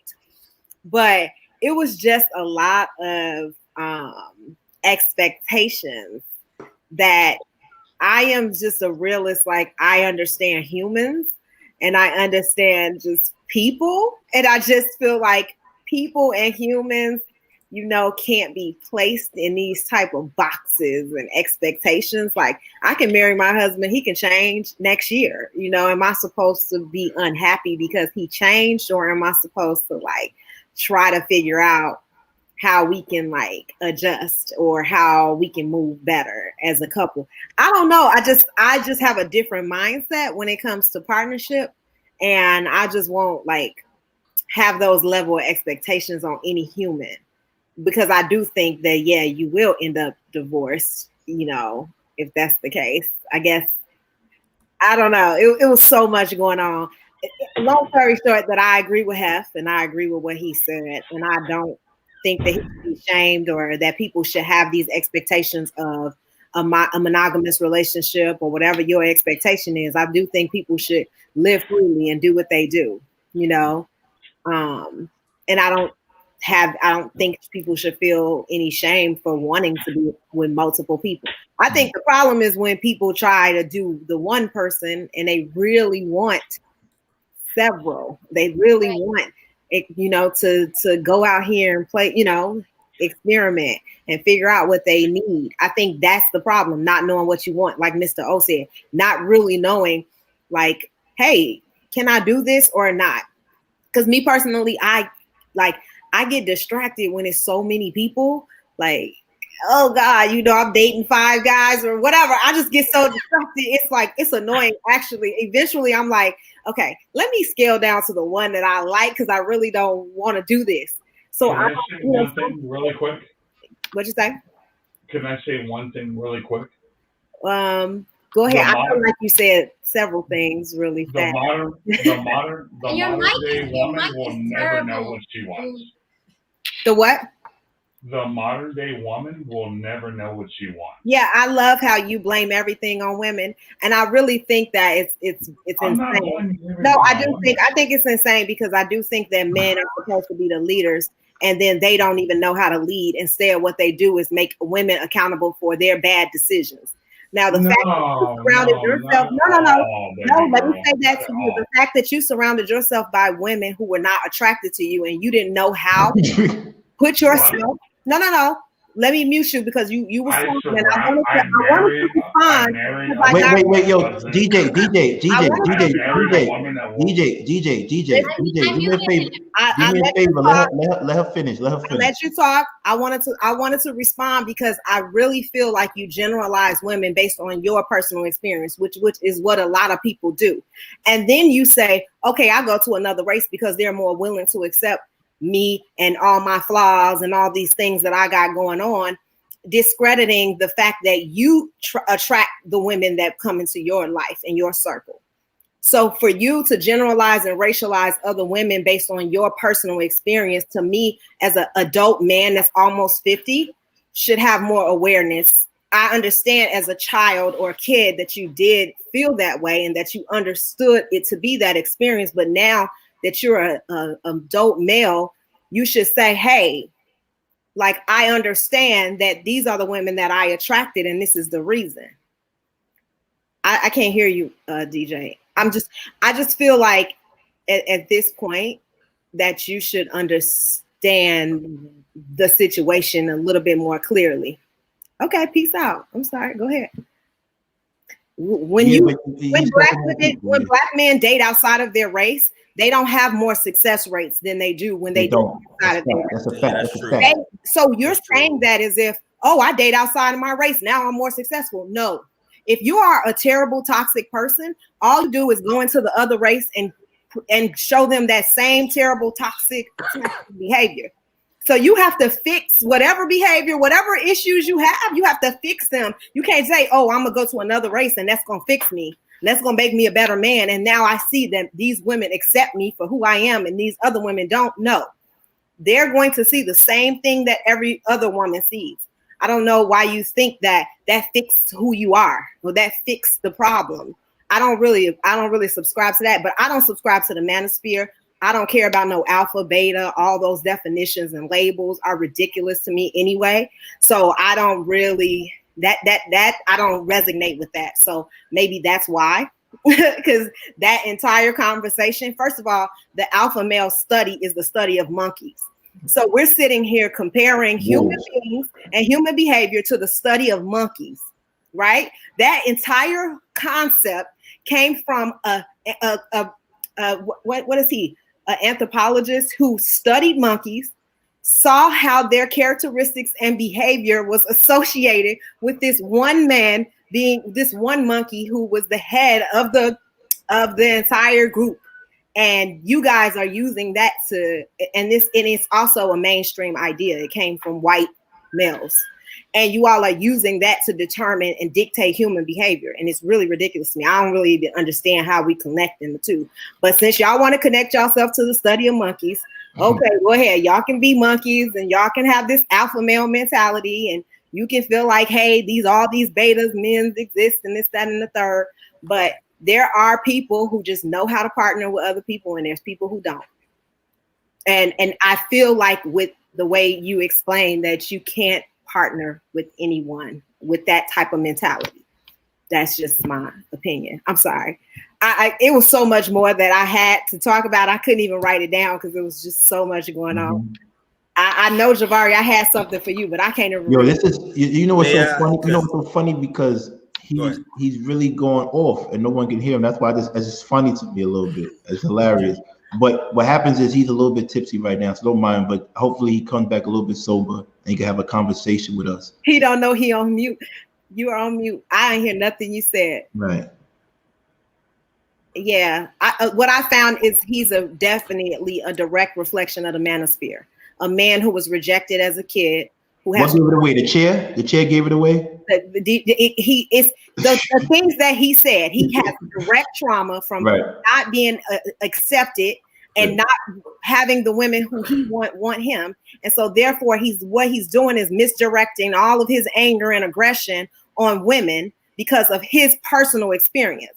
When that is not how every man experience women and experience life. So it's hard for me to really resonate with someone who's so closed-minded, like who can't see beyond their personal experience. Because I don't generalize. If I generalize based on my experience with men, Lord, I would be in a little bubble like this. Oh, he's saying a B word now. Bubble? No, I didn't. Bubble. He's in a bubble. Oh, okay. Here's the thing. Every time I see a guy with a chair shaped like that and headphones, or I see like samurai swords in the back, I already know what type of time it is. Right? I know what type of time it is, and I'm not trying to diss him but the thing is, you just said you just said in a private chat she's not going to have more than 8 people watch the show, right? Because she mutes people. Let me tell you something. Let me. No one came to the show to watch you. No one came to the show to watch you. Everybody. Like, did you bring anybody to the show? Like, I'm trying to figure this out, but it's crazy. It doesn't make any sense to me. I always wonder if those chairs come with parachutes. I always wonder that, because it's like a ridiculous type of chair. I don't know. He could go mute. I would like to talk to him because I'm confused. He's drunk. You're on YouTube. You're on a panel. You went to get 8. I counted. You had 8 cans of beer and a cigarette, and you want the top women? Like, come on, Jen. I can't hear you. I can't hear you, Jen. I can't hear you. Jen, you're on mute. You're on mute. We can't hear you. I'm so sorry. I said I only muted him because I wanted to finish uninterrupted. That is the only reason I muted him. If he would like to reply, okay, and he can do so and be civil, I don't mind muting him. There's a lot to your point, King. There's a lot going on in the chat. As I hope Tristan comes up because he said he had a question for the men. There's a lot going on in the chat and with this gentleman, DJ Distinct, Mr. Worldwide, DJ over there. There's a lot going on with talking about women, masculine women, women come off like this, women come off like this. You have to realize truth is never favored. DJ Distinct, there are men on this planet, and many of them who have zero problem getting women to submit, to be feminine, okay, to get in relationships with. There are men that walk in a room and women are tripping over themselves and their mama to get to them. The women that you've experienced that were too masculine, you were giving feminine energy. Women don't just give masculine energy, okay? There are men in the world that I've met, that I've dated, that I'm related to, my daddy being one of them, who has zero problem getting women. You guys have trauma and PTSD and you need help. And there's no shame in that, but you need help, because getting on these panels and talking about red pills and black women didn't want me and women are masculine and women are masculine is making you look insane. You do it on every single panel. You look insane, not only to women, but you look insane to men who have no problem with women. You look insane. The problem is you, homie. The problem is you. You're the common denominator. So I will unmute him. Okay, if he's not going to be belligerent, I will unmute him and let him respond. Okay, please, yes. All right. It's not that. I was quiet the entire time he spoke. I did not interrupt him or say anything, but he chose to interrupt me. But so that was the problem. I mean, but I'm open to what you have to say. Absolutely, absolutely. Yeah. So absolutely, go ahead. I'm not discounting your experience. What I'm just trying to explain your experience. Not at all. We've all experienced good and bad. So not at all. But to get on every panel and talk about women are masculine and would you marry Jen? You don't have to ask who would marry Jen, because Jen would not marry you. And that's where we are. But Jen, if you study human behavior, men and women have a mixture of both characteristics and traits. Absolutely. There is a dominant trait in every woman and man. So you may dominantly have feminine energy, but that doesn't mean you don't have a rational mindset or you don't have some masculine qualities that make you who you are. And same with men. It doesn't mean that a man cannot be sensitive and that a man cannot have other feminine qualities that are traditionally feminine. But we all have dominant traits. But for anyone to say that because a woman has a masculine trait that she's not feminine is just really, to me, a person who is ignorant, and not ignorant in the way, ignorant in the thought of human behavior and studying how that should go. Because if you marry a woman and you think that she's not going to have any mindset that is associated with masculine energy, then you are insane. Or if you date women, or if you've ever even been around women your entire life, you should already see that there is women who are going to have a dominant trait. They're going to be dominantly one thing or dominantly the other, but that they all have a mixture of characteristics. And so when he says those things, it's like, I don't understand where do you live in America, or do you live on Earth where it's just around humans, or are you going to judge everybody? Let him speak. We will let him. I can hear him. I think he's still muted. No, we'll let him speak. Okay. Truth, I'm talking. Truth is asking me who I'm talking to. Truth, I was talking to you. And Truth, I'll let you up, but you have to understand this is not Chef's page. You can't go off here, okay? You can't go off here. This isn't the Nighthawks. This isn't 3 o'clock in the morning. You can't go off here. Also, I'm not your wife, so I don't have to tolerate you or your attitude. Right. I am not your wife. I do not have to tolerate you or your attitude or your feminine behavior, okay? But if you want to come up and you got something to say, I'd be more than happy to let you up, okay? But I don't have to tolerate you. You didn't put a ring on me, okay? You think I'm masculine, I think you're feminine. So I think that makes us even, right? Do we cancel each other out? Do we cancel each other out? Okay. I think so. I think right? that cancels right. I think that cancels all out. Mm-hmm. I think that's actually a great an alpha woman who encounters a feminine dominant man is always going to overpower him, regardless.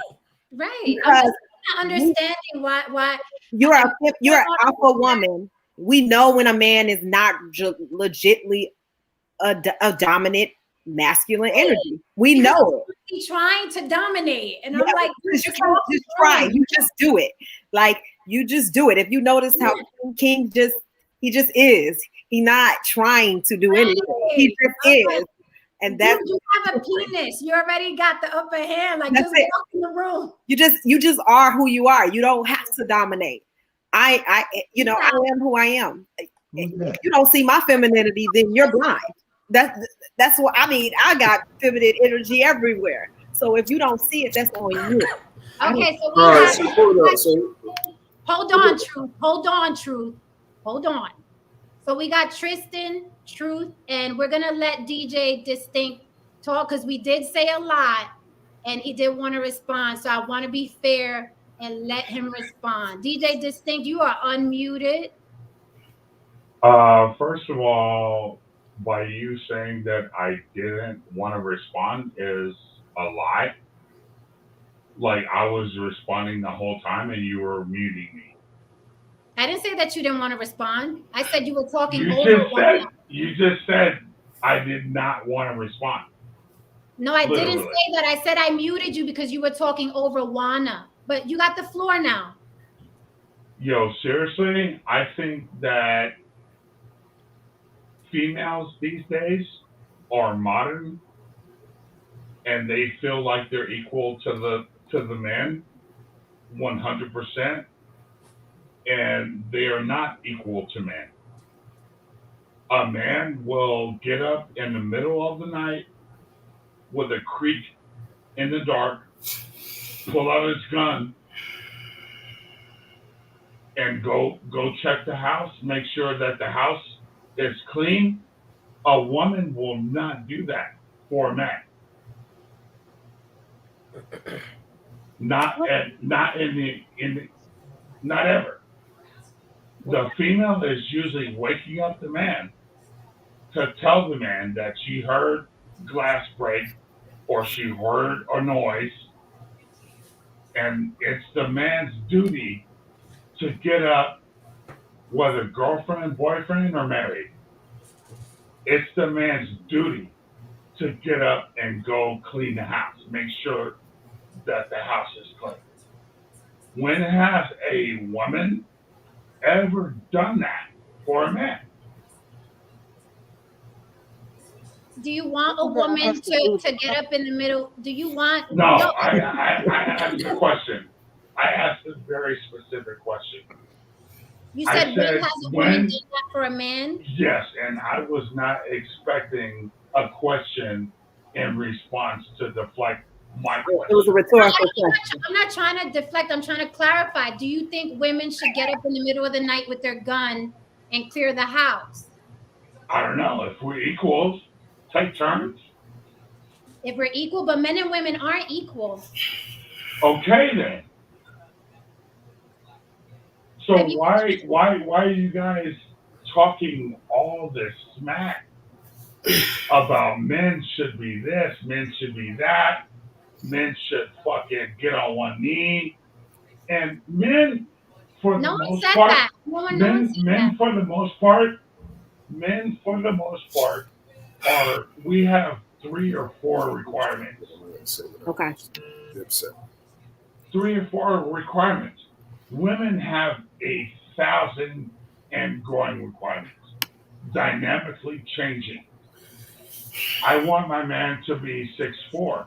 Oh, he's 6'4". I want him to be 6'5". I think that should be your last beer.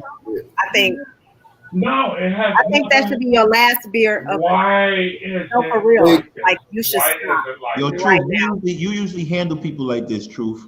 That's what I'm saying. I'm trying to figure out what Jen Can you fix that real quick, Truth? on. Because you usually handle people like that. This, Yeah, I just came up to say my bit. I just came up to say my I'm piece. just Y'all can like, argue why with is me it like all the this? time. Number one, I don't argue with females. You have never seen me argue with one. I don't go back and forth with no female. I don't agree with no manosphere. Anybody ever know me? I have denounced Kevin Samuels. I have denounced the manosphere altogether. I do not ride with that bull crap. They on one side of the spectrum, and then feminism is on the other side. No, that's how I rock up. I'm not talking to you, bro. I'm talking to her. I'm gonna let y'all argue with each other later. Can you mute yourself, DJ? Yeah, you can argue with the females later. I don't. I'm just coming up here to let them know. I only included you into what I was talking to Loverboy to see what his idealism of what he would choose. That's all it's to. That's all it's to it. Thank you for being respectful, Truth. Thank you. Yeah, I mean, man, I never argue with females. No, that's what I'm trying to figure out. I thought you were going to come up here to get at him. I have never had a problem with no female. Yeah, I know that. I thought you were going to get at him. That because I see what you do to people. No, like that's what I'm trying to figure out. Figure out her. That's what I usually deal with. Right. So are you asking me a question? So are you asking me a question, Truth? Are you asking me a question? Do you know I came up here to say you said I'd be on every show arguing with females. I would like to see that one. Show me where I agree with the red pill. But I didn't say you. You said old boy and me. I didn't say you. I said men like you, meaning what he was talking about, go on every panel complaining about the women they can't get or that they don't want, et cetera, and they need therapy and they need help. Okay, so what panel have I argued about a female that I couldn't get? I've only seen you. No, what I said about you specifically was this, Truth. I said you go off on Chef's page, but you're not going to do that here. That's what I said about you. That's what I directed to you. But the other thing I said about the manosphere and needing therapy was obviously to DJ Distinct, because he's going off about what women say and do and want, et cetera, et cetera. Oh, it sounds like you had grouped us all together, because I do not agree with goofies like this at all. I don't roll like this. I've never had a problem getting any female. Never. Any woman that I wanted, I never had a problem with getting that. It's not hard. They want the bare, they having problems getting the bare minimum out of women. That shows there's something wrong with them. It shouldn't be that hard to get what you want out of a woman. It's not that hard. I agree. So that's all I wanted to say.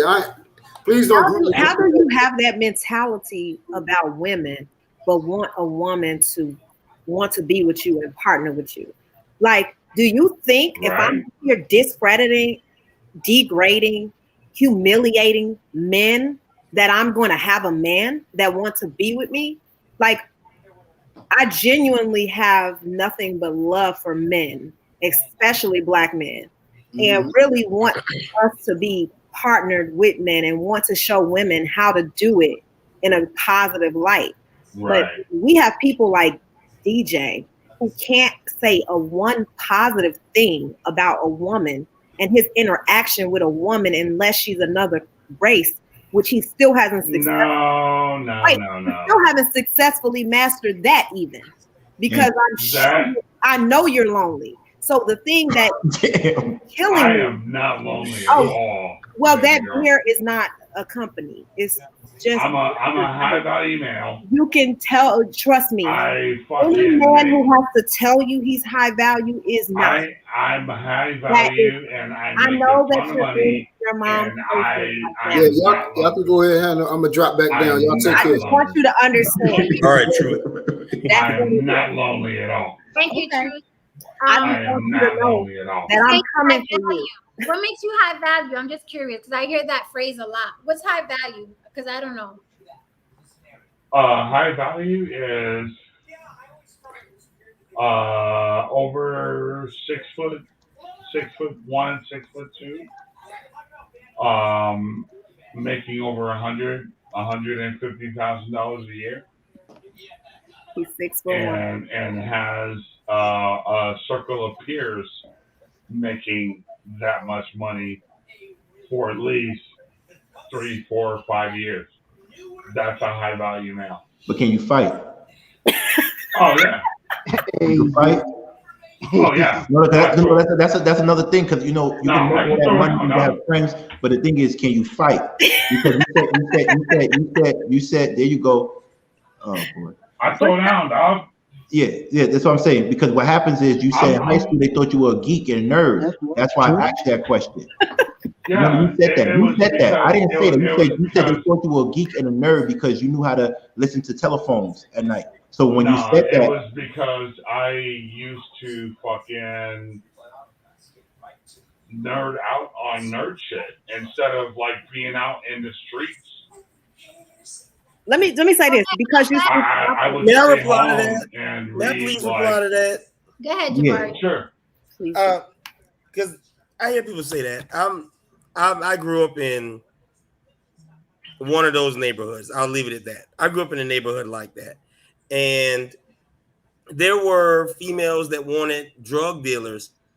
I don't want, even when I was a teenager, why would I want somebody who wants a drug dealer? And right? You know, why would I be upset about that?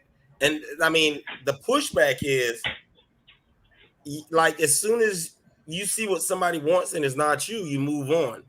Like, I don't understand the need to. And the thing with other races, I'm just going to be, and I think King said he's dated other cultures and things as well. Some people do that because they lack confidence. Their experiences shape them to where they lack confidence with the women that they want. And or if they you just want get it, tired. well, no. Yes. And I'm gonna, here's a little pushback. Yes. Or they just get tired of trying to Here's my date black pushback. women. Well, and they go to other races that are easier. Well, here's that's the a thing. fucking obvious explanation for this. We get tired. Are they easier, or are they on your level of not being attractive and appealing and sought after? No, they're I said what I said. They're not necessarily. You had a good point, King. You had a good But they're more compliant. Because they're at the level and they know they're not attractive or appealing in their circle. So it's No, easy. it has nothing to do with attractive or like a 90-day fiance type thing. It has nothing to do with attractive or appealing.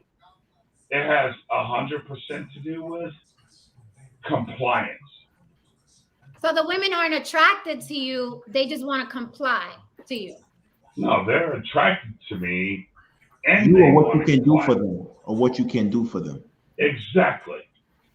Okay, it's not. I get what he's saying. He said men are used as a pipeline of resources. So the more resources you have, the more women he feels that he's entitled to, the more options he has. So you should be able to get black women too. Then I'm about to say that definitely applies to women of all races. black women, like black women are black women like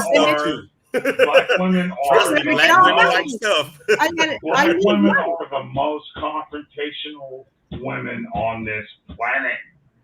Anybody who says that, I always tell them to travel a little bit. There's some confrontational women around the world. No, I mean, whenever somebody says black American women are the most confrontational, I always tell them you need to travel more. Because you will run into women who are far more confrontational. Okay. Let me set it straight. American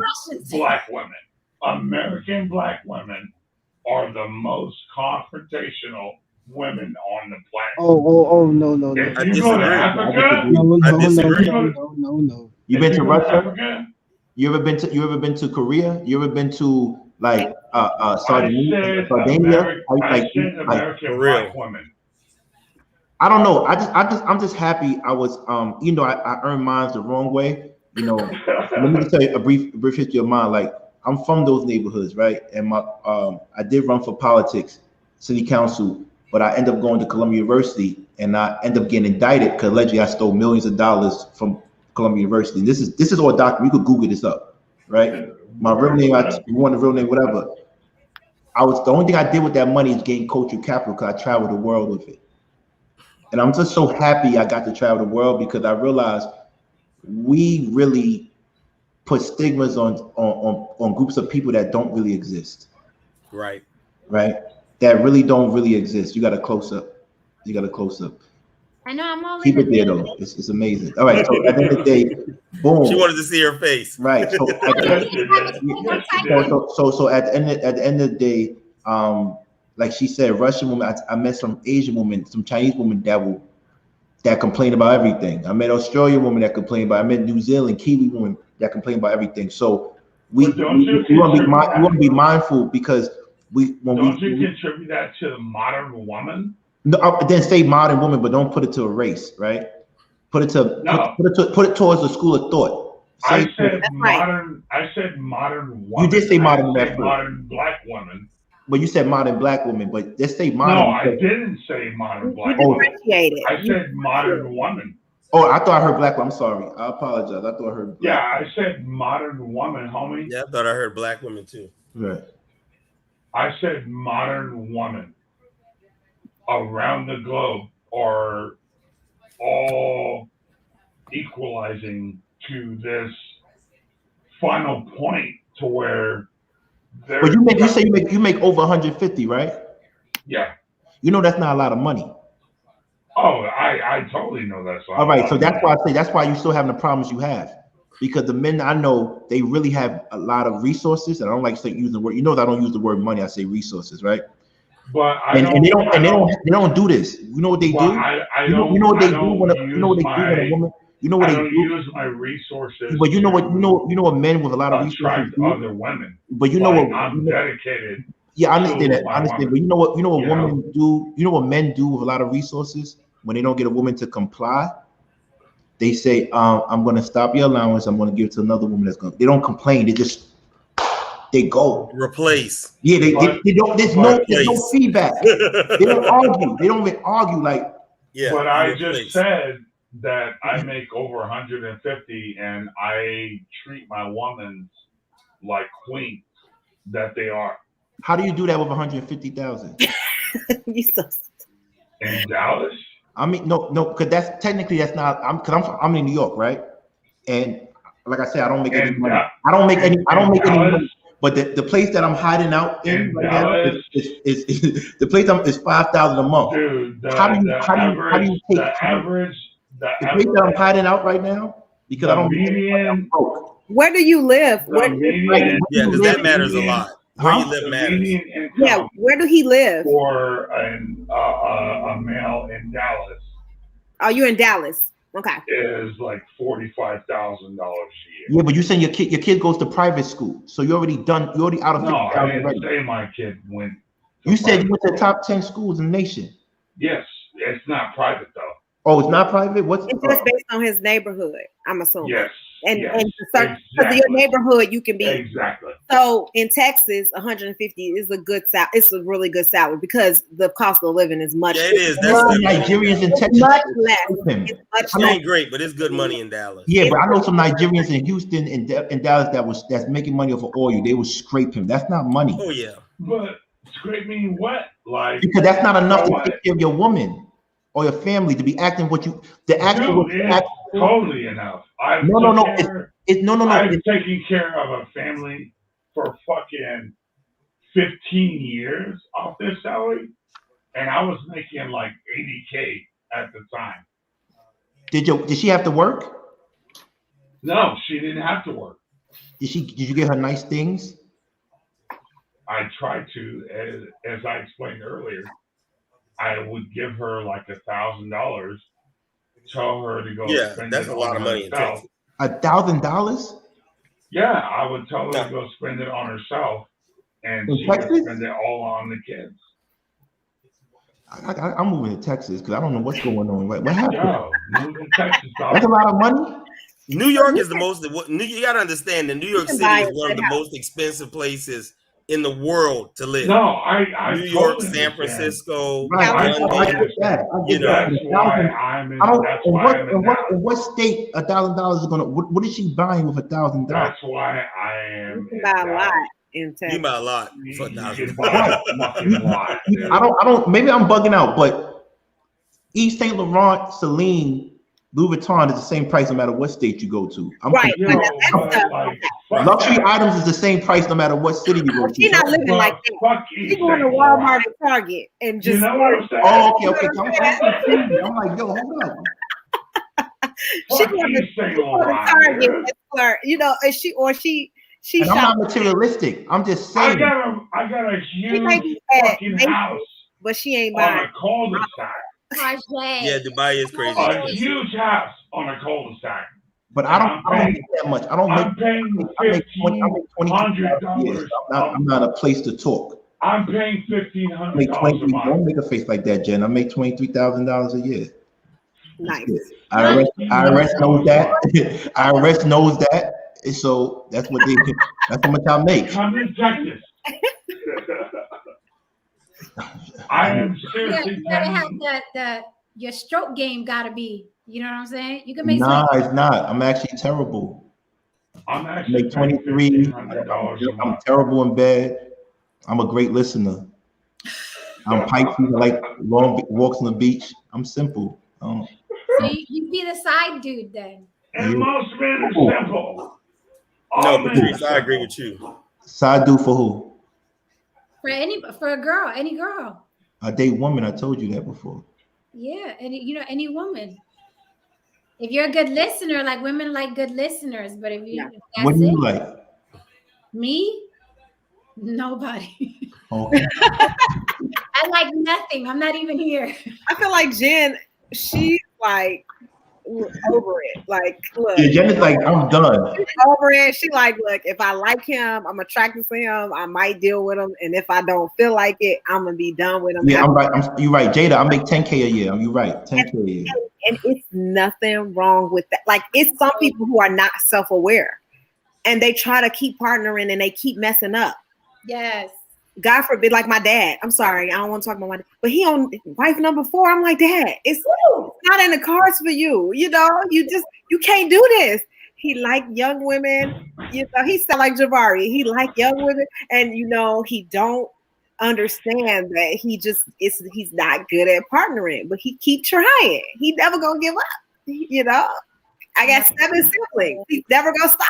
You know, but I just think I spent a lot of my life in relationships, so I'm cool on it. I'm cool. It was fun. I'm not. You know, I'm not like, oh, I'm not. It's just not. You know, I'll leave it to people that really want to do that. Yeah. And I'm alone. I think I'm a hopeful. You've been in relationships for a long time, and then you just recently said, "I don't." Like my relationships, like one was 10 years, the other one was 13 years. So you're talking about a big chunk of my life locked down with one person, right? You know I mean, it's like no, I just want now. I'm just like me personally, like I'm a hopeful romantic, so I like meeting somebody for the first time and then jumping into something. So that's my problem, you know. But I like the social media thing because it gets you to actually get to know somebody without touching them. I get to be a friend like that. I have a friend like that. He's in a relationship like every couple months, and he's online, and he's like, "This is the one." And then he's like, we already know amongst our friends, and in about 6 months, okay. But he doesn't settle though, right? I don't know what he's doing. I mean, the women are pretty, you know what I mean? But it just seems like, I don't know. I think he likes the idea of a relationship where the first 3 months where everything is butterflies and picket fences and puppies. I'm just not, and I'm a lot older, you know what I mean, than most people. So I'm like, I'm not, you know, it's not something that I desire at this. No, you're timeless. I told you that you're timeless. But you're still beautiful, and so that regardless of your age, it's always going to be a man who's going to want to gravitate, right? Because like they're visual. I haven't gotten, you know, kicked out of anybody's bed, right? Exactly. That's that virgin blood she's drinking. I tell her that every time we're in a panel. But I'm telling you, we're gonna find a bunch of bodies when Jen goes. So Jabari, what is your type that you like? Cause I feel like it's like Back to the Future. I'm like you right now. I'm 40. I'm the 41-year-old version of you, right? I'm gonna work for myself. I don't have any kids, but I want someone Like, what would you tell me now, since you're like 47, I believe? I know 47. Yeah. What would you tell me? Like, would look for the red flags. I think that's the biggest thing. When you see a red flag, don't ignore 47? it. Like, I've been in relationships, you know, I'm not as long as Jen, but I've been 47? in long relationships. Yeah, I'm 47. No, I've been in long relationships. I thought you said Jen was 47. She is. I'm 47. We're the same age. You're 47? Me? Yes. Yes. Yes. Oh my God. Sir, I'm 47. And it's just you look, hold on, Jen. You look 27. Thank you. Aww. Appreciate that. That's the virgin blood. It's the truth. She does. She does. No, it's true. That's so cute. It's not obviously it's not for lack of like guys trying. It's just I'm feeling very, very selfish at my age right now. Right. I don't want to share time, space. I'm just very selfish right now at this age. But do you so you want know I don't put up with anything. But do you want a man in your life? Or do you want to die alone? Not so much, King. No. She has one? No, I don't want to be in a committed relationship. No, that's the short answer. I don't want to be. I feel selfish right now. I like my time. I like being alone. I like being able to do what I want to do without, consulting another person. Hey, what are we going to eat for dinner? Right. What movie are we going to watch? Right. Where are we going to vacation? Right. I'm not there. I've been in very, very long-term relationships. This is a result of women's liberation. It is.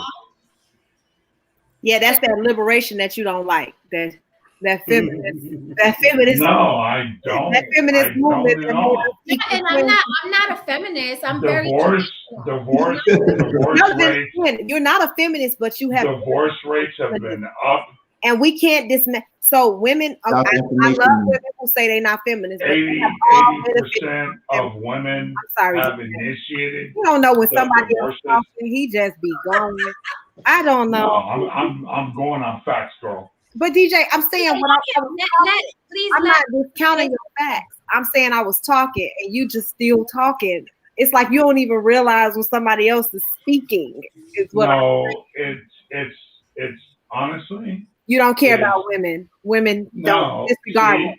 See? And we don't mean nothing to you when we talk. You don't listen. You see? You see? Who's interrupting who? You are. I got interrupted so much that Jen muted me.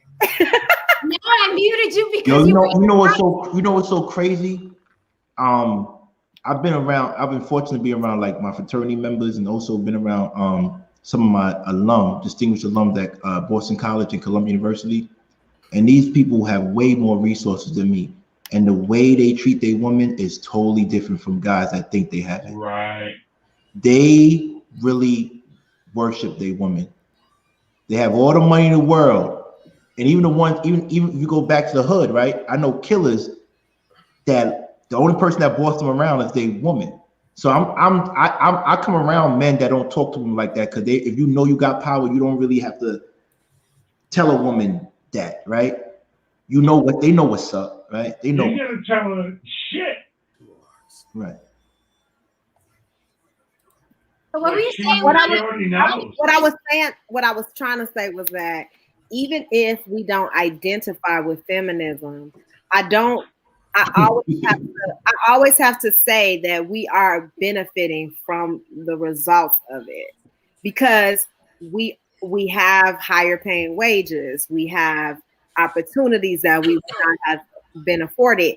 All those things that open the door for women, even if I don't directly identify, I am taking advantage of those things, right?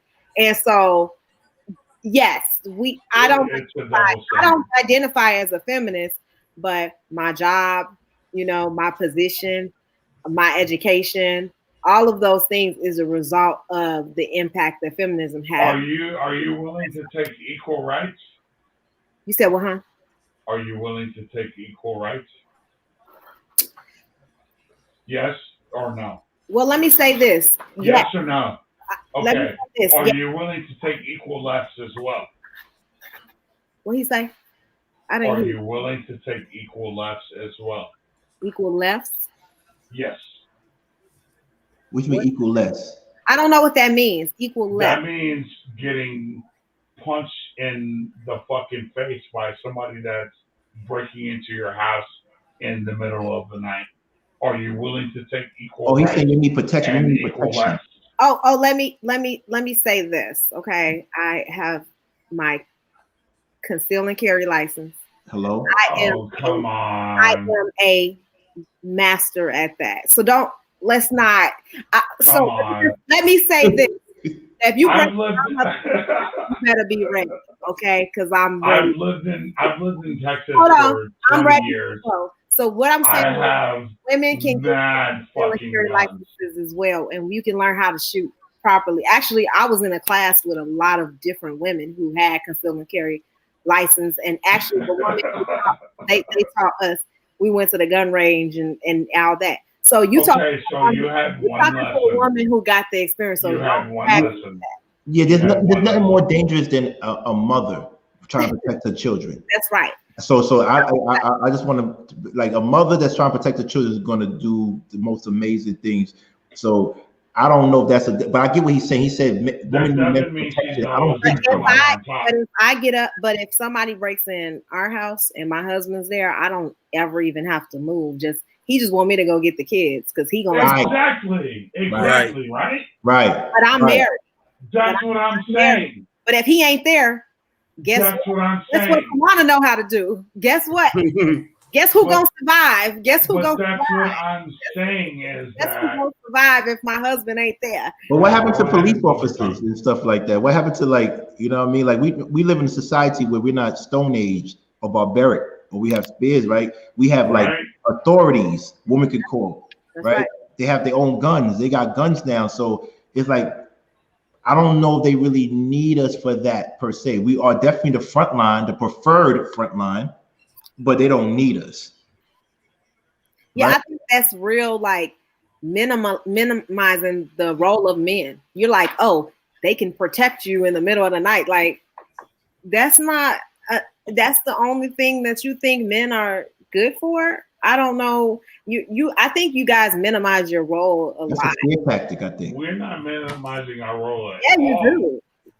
Because we don't just need that. You guys are minimizing our roles because you are taking over our roles every fucking day. Oh, it's jealous. You're learning how to shoot. You know that You're learning how to fucking reload an AR-15. You're learning how to fucking hail a cab. You know? So what happened to Uber or Lyft? So if you don't feel like you can do something for a woman, you don't feel like your role is important. And when was that role imported into? So you just want to Western female society, protect her, provide. No, I'm just saying. And hail a cab for her when she needs it. I want to do everything for my fucking woman. And you don't want her to lay down my coat to be able to take care of herself. She should heavily. I didn't say that at all. Okay. What I was saying is that I want to lay down my fucking jacket over a water puddle so my lady friend can walk through it. And not get her heels wet. Or you can valet and she don't have to walk over. Okay, so I'm just saying, like 1920 style, you know? Yeah. Okay, I get it. We have Tristan on. I'm gonna mute her for a second because I'll never get through to the end. We have Tristan on, and Tristan wanted to ask a question. and I want him to ask it. And then we're gonna. This has been fun and very, very interesting. Very interesting. Right. Appreciate it. Thank you.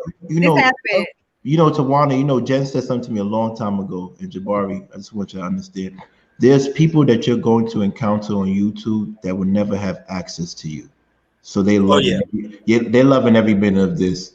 I just want you to understand that. So once I sleep better because I know losers do loser shit, bro. That's what it is.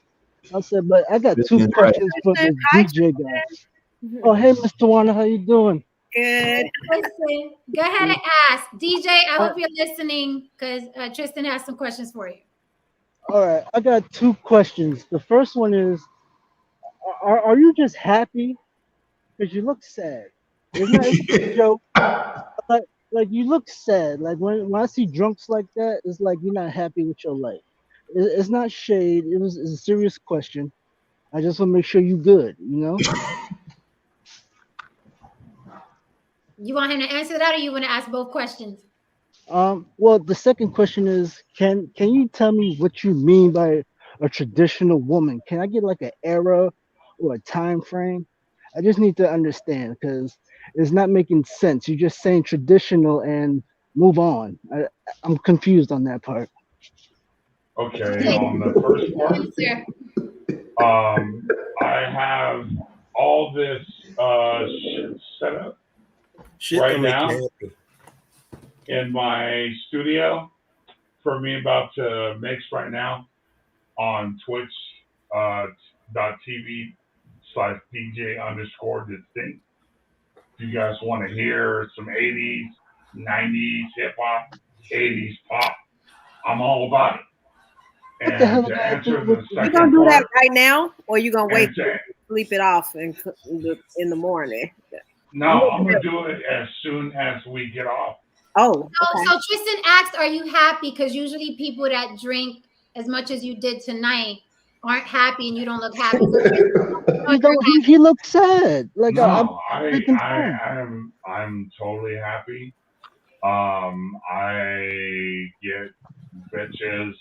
Why put your head down? You sure? I'm sorry.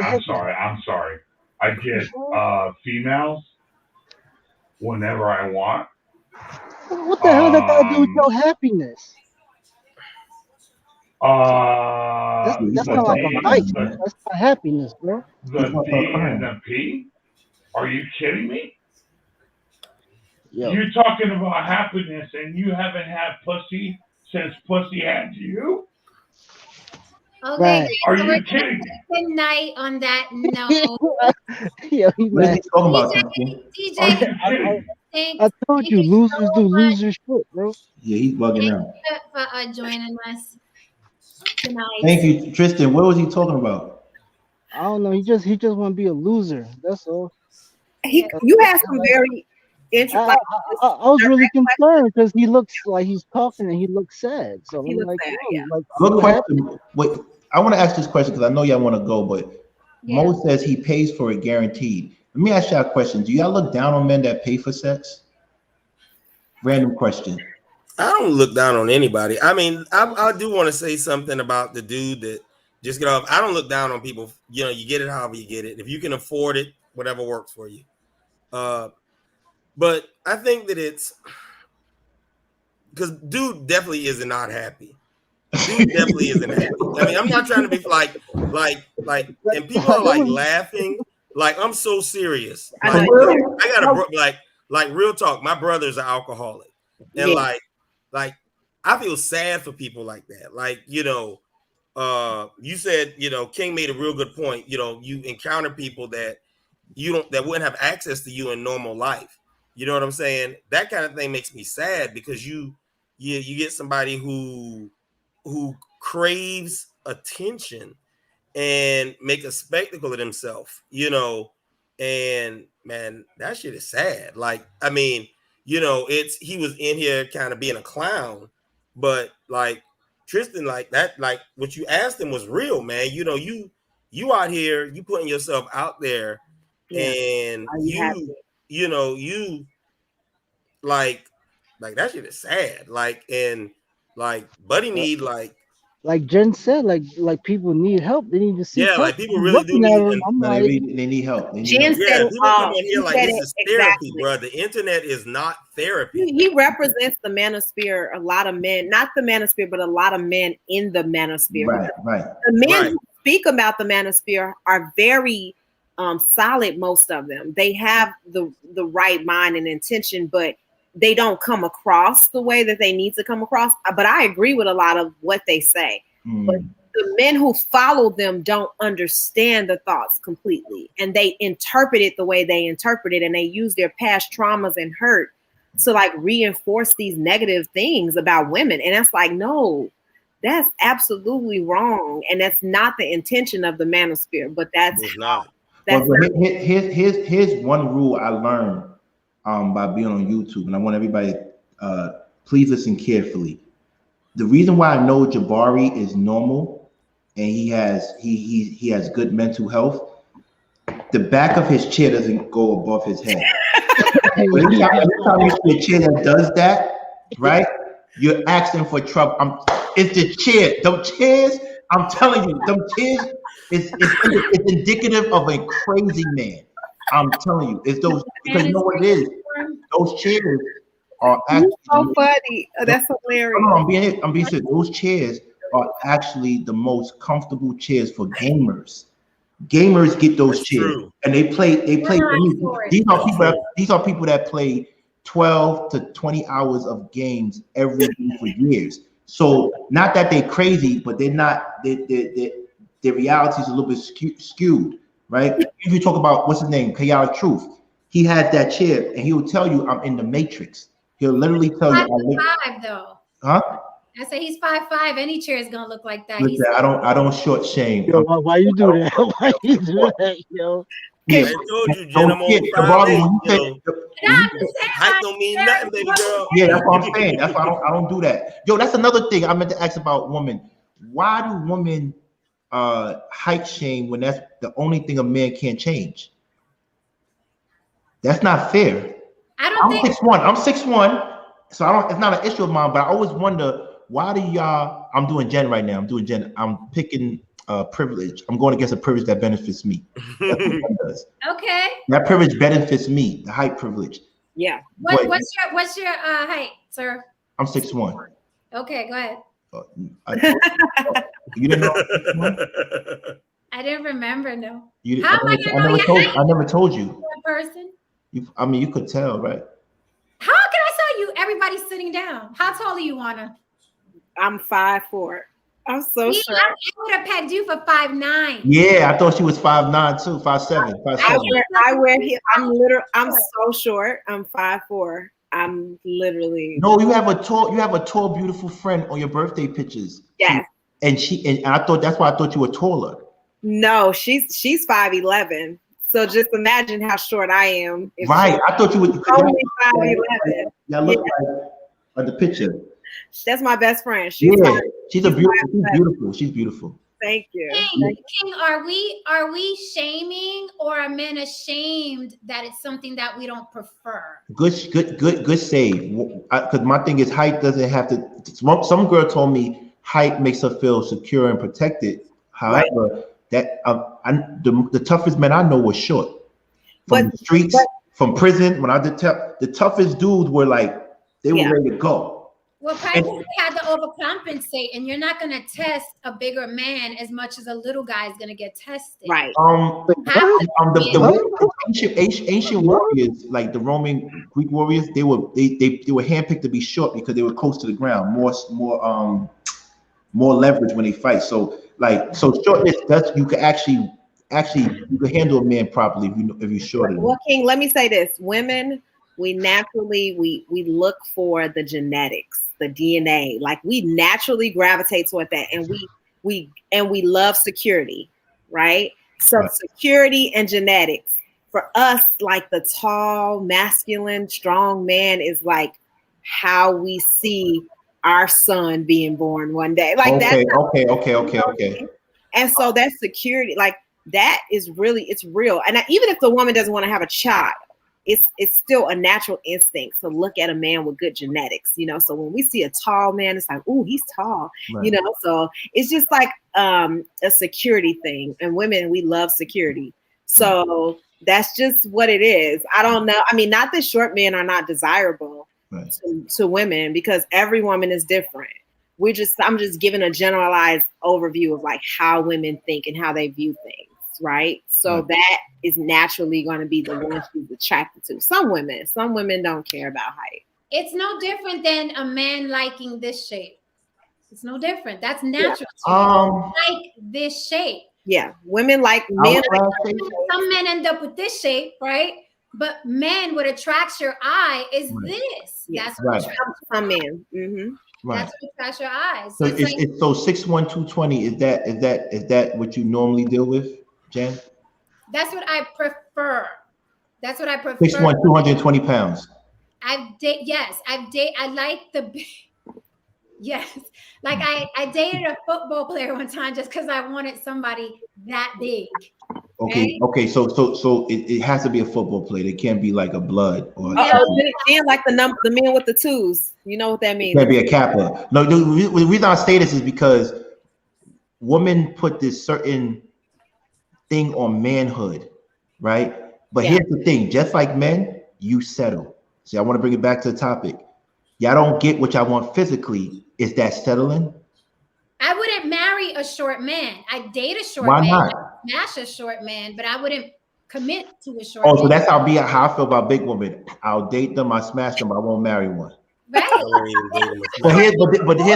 I didn't say I was repulsed by short men. Yeah, but here's the unfair thing. So a woman can change her weight, a man can, but a man can't change his height, and a woman can't change. That's one thing you can't change. But how is it my fault? But how can you judge somebody that can't change that? I'm not judging. It's what I naturally like and desire. I'm not judging someone who's short. That's on you. That's why I'm so glad I'm 6'1", because it's like no, because I think it's it's fair. It's unfair. Hey, you know what it is though? Like I think some women adjust. I think they capping, because I know all my dudes. Some of my dudes are short 5'8", 5'9", and they get every girl. Yeah. You know, King, I'm 5'8", and you know, like we had this discussion in another panel. You know, I grew up playing ball. I grew up, you know, being outgoing, and I didn't have. It wasn't a compensation thing. What's up? You know, I grew up being, not to say the man, but I grew up being the motherfucking man. Right. You know, so I never had a problem with, you know, getting women, tall women even. I never had that problem. That's never been an issue for me. And when other people do have that issue, you know, I'm like, that's your loss. Like when there's women who, you know, only want to date a guy who's tall, you know, because all my brothers are tall, which is ironic. You know, I think I told you this before. I had a sister that's 5'10". You know, wow. You know, my great granddad, my grandma told me this. My great granddad was like 5'4". So I don't complain about my height. All his brothers were 6 feet, but my great granddad, we call it the recessive runt gene, and I got it. But my great granddad was the man, though. You know, he was the man. He married this tall, beautiful woman. He, you know, had a bunch of kids. He did well in life, and according to my grandma, he didn't care. You know, so it's like insecurities are what you allow them to be. You know, my height has never been something that I've been insecure about. And when I played football, you know, I played well. You know, I ran the 400 in track. Most of those guys are over 6 feet. They used to cut their ass. You know, so the things that burden you are the things that you allow to burden you. Mm-hmm. You know, your confidence and your insecurities are really all about you. You know, you let other people poke you, but they're all about you. You know, So I did. Well, 5'8" or 5'9" isn't. Joanna said it's not a judgment. It's natural. Life ain't fair. No, right. I dated some runway models, and I'm 6'1", and some of them were 5'11", right, 5'10", and when they wear heels, they were either 6'1", 6'2", 6'3", right, and so. It's like, I get it, but I think height height is the least thing a woman should criticize on, because you can't change. Right. You can't change. You could change your salary, you could change your weight if you work out, but there's nothing you could do with height. So that's unfair. But I don't think that women criticize it. Men don't like that women prefer tall men. Right. That's y'all crack jokes, Jen. Y'all crack jokes. Y'all do crack jokes. Y'all crack jokes. I asked a girl one time. I said, a girl told me, what do you call a guy that's under 6 feet? She said, a friend. Like literally. I think it's the easiest thing because men have so much ego. It's easy to attack your because like that'll destroy you. Like women, we know what you're insecure about, and so we like, oh, he probably insecure about being short. Good, we're gonna get him. But that doesn't mean that you can't find a woman. It just means that we know how to get you, how to gut punch you. I guess that's what I would say about that. We know I dated a man who was shorter than Jabari, but I'm not marrying it. That's not what I want. Yeah, she's not doing no. She's not marrying nobody under what? What's your height? What's your height requirement? 6 and overs. But if you're we've already established that Jen ain't marrying nobody anyway. So I don't know. Are we even having this conversation? Jen gotta have a man with 2 numbers. 2 numbers. Somebody's listening to me, Jabari. No, I've dated. You're like my friend. You only like men with the 2s, the 2 numbers. I told them all the time, the athletes. That's what I call you. I'll be like, y'all only like the man with the 2 numbers. That's it. Oh, you like athletes? That's what she like. You can tell. You can tell what Jen likes, the tall 6 foot man that got a nice. I'm saying they're athletic. He has to look like he can move furniture without me and reach. He got to be athletic. Exactly. Me and my man are not going to be stepping on a step stool to reach the top cabinet. I don't want to live like that. You know, the greatest fighter in the world was Floyd Mayweather, right? I don't care. And he's petite. He's gross. Exactly. You know, like he's gross to you. She said he's gross. I used to see him all the time on Burnside Avenue in the Bronx. Okay. I see him out in Vegas. He repulses me. I don't like petite men. I don't like men that get dressed and I feel like I could fit in them jeans. I'm not sure.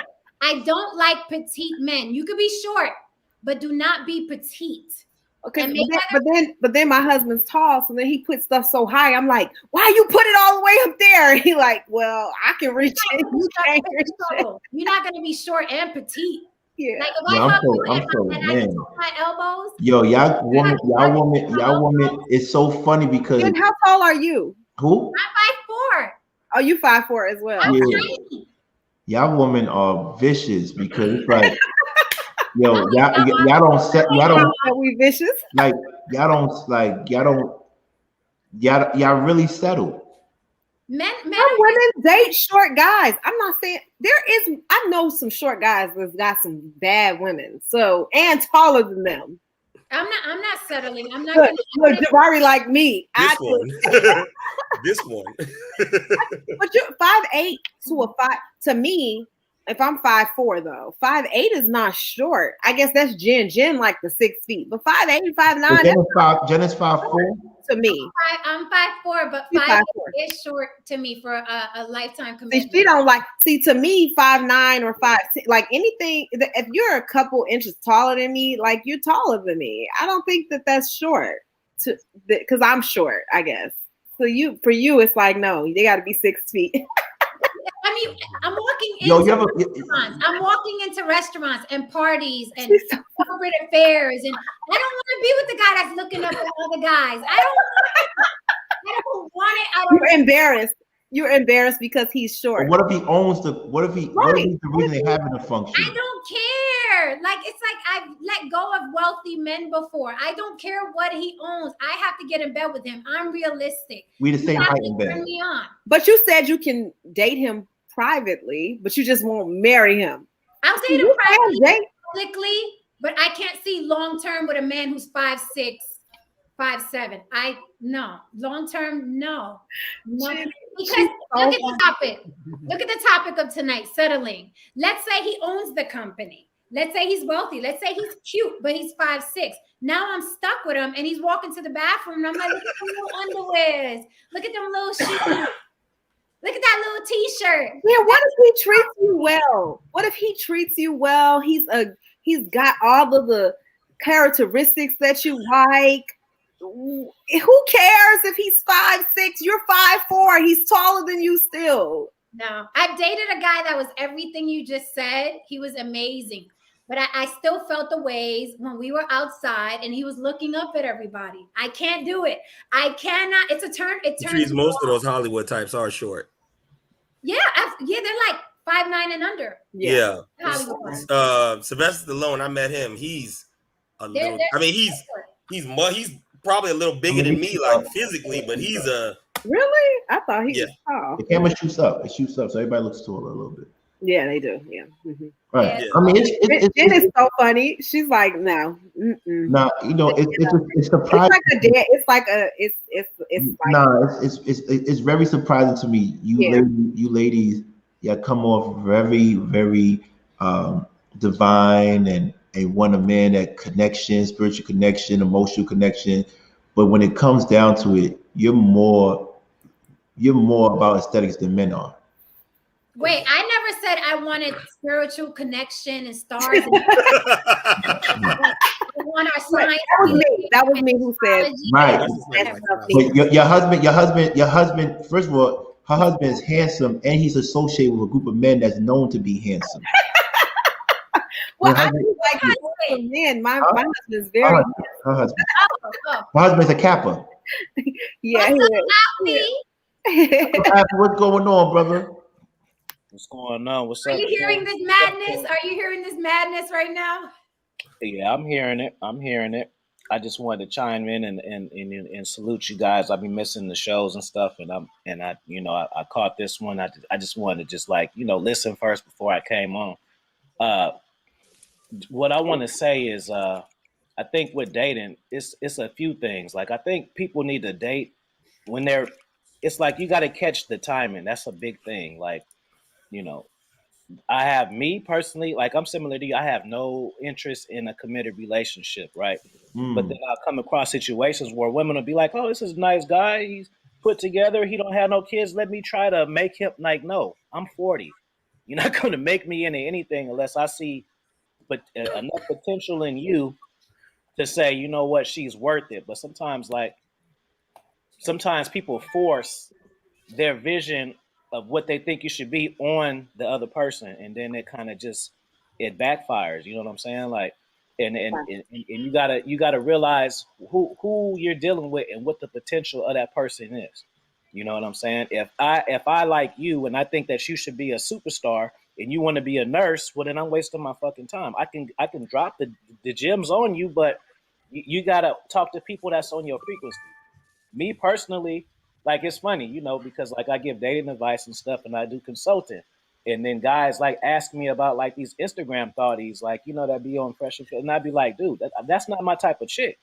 It doesn't really, well, what if you seen her and she chose on, like, don't matter. I don't like that. I like submissive, just chill chicks. I always say like my imprint was Claire Huxtable. So all the women who I've dated seriously had those type of characteristics. Like, so if she just, like if a woman is online with a bathing suit and she's not a fitness trainer, she already out. She's already put in. Because I don't get turned. Like if you just that free with your validation, you need that. I'm kind of already like not. So I think just people need the timing thing, and then people just need to like know exactly who they are. A lot of times, especially like even dudes, like it's different when you like consult people and you get the other side of what they show you, and then you talk to them.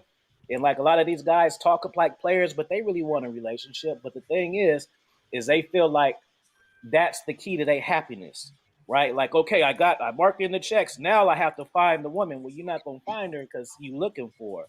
So it's a little different. So when you're looking for something, what ends up happening is you ignore the flags because you like the things you really like. So you want to put the other shit on the back burner. But sometimes things are what they are, you know what I mean? And it's just people are different, man. Like I don't have any kids, so I'm not up for dating a woman with kids. Now somebody be like, "Oh, that's fucked up." What I know what kind of life I want to live. I don't want to be a stepdad by default. I don't. It doesn't matter what the story is. Now, if I have my own situation, then cool. But I can't just. I like the way I live. I get to do whatever I want. I travel the world. I make money. I make content. I write books. That's what I like. So,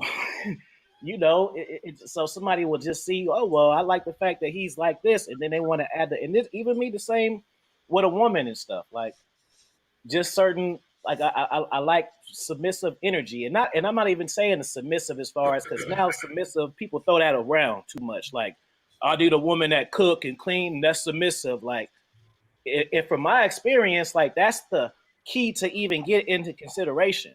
Like, that's not the bonus part. Like, I'm not, I like her. She cook and she clean. I mean, well, you got to cook and clean to, like, even get a lot of my time. People have different expectations and stuff, so, But you said you don't want to be in a relationship, right? No, but you don't want to be in a relationship, but you have all these expectations of a woman. Why? Because you're not even. I mean, it's not like you're trying to partner with her. I guess I don't understand that. Okay, well, I can tell you what I mean. So I have relationships with women. I just don't want a committed one. I deal with different things and I do it openly. But that's the way that I do my thing. I don't try to tell people. That's what makes me happy. So it can't. It's just my life. But I've tried it and I've done it, and it just was never my thing. So I've tried, and I just didn't. I didn't like just. I don't like having to go over stuff with other people. If I want to go to London for Christmas, I want to just go on Expedia and do it. I don't want to have to be like, oh, hey, I'm thinking about doing this. What you think about? I don't like that. And I made it this long, so I don't have to make compromises for things that don't make me happy. So, but that's just me. And just, I don't know. People have their own programs, and people, I think they need to just take a lot of more time to learn the person, and then to kind of know. I feel like people get chemistry and compatibility mixed up. That's what I feel like, just because you have chemistry with somebody, you guys vibe good, that doesn't mean you're compatible to coexist with each other. Because it's a lifestyle. When you're young, you can play around like that. But when you're, 30, 31, 35, the person got to match the lifestyle too. If you like to travel the world and this person don't, it's going to conflict somehow. You know what I mean? So know yourself and be happy. I agree with you 100%. And I think that when we have these point of views, like, we're looked at like aliens, even though people be like, oh, it's cool that you think that. People are like, no, you're an alien. You have to want to commit and be coupled up with somebody. And I'm like, with me anyway, there's no PTSD. There's no bitterness. There's just no, it's like, I just want to chill, and I don't want to coexist with somebody, because I'm feeling selfish now, and not even in a bad way, because there's nothing wrong with sharing time and asking somebody, what would you like for dinner? Where would you like to vacation? But it's just, I don't want. That's not what you want. Right. It's not what I want. And even with the hate thing, it sounds petty. But what a lot of people do is what King is talking about. They settle with aesthetically what they don't like. The fat girl, the short guy, and I'm not shaming, but people are fat and people are short. Or the guy with the receding hairline. Or the guy with the jacked up teeth. And you're like, I love straight, pretty white teeth. You got jacked teeth. Whatever, I'll get over it. And then what happens in a year or two, you start getting disgusted with that fat girl, with that short guy, with the receding hairline. I am not going to compromise. I'm not going to do it. Life is too damn short. Is hair important to you? Say again? Is hair important to you for men? Is hair important to you? Huh?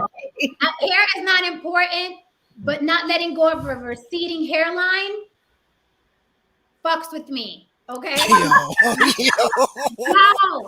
let it go. That I do not like. Either be bald or have hair. But if we're at dinner and you turn your profile and your hair starts back here, it's a turn off. Let it go. Go bald. Just let it go. Is so petty. Oh my god. I agree with you that some people settle. Just be what I want, because it's just gonna cause trouble later, and people complicate their own lives. They're like, she got an extra 30 pounds. That ain't gonna bother me. When that bra and them panties come off, it's gonna bother you. It's gonna. Well, they date women that maybe who they think are the good girls, or they marry the woman who they feel like, but they really like the whore, right? Or the slut, or the people who they sleeping with for real.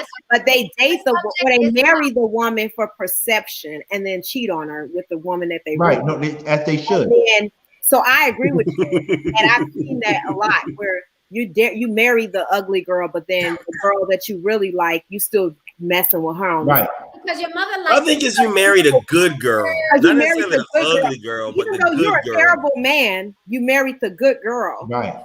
And then you're damaging her by cheating on her with whoever it is. Like that's crazy to me. You balance it out. Just marry the chick you really want. Yeah, but see, the problem with that is because I go through that a lot.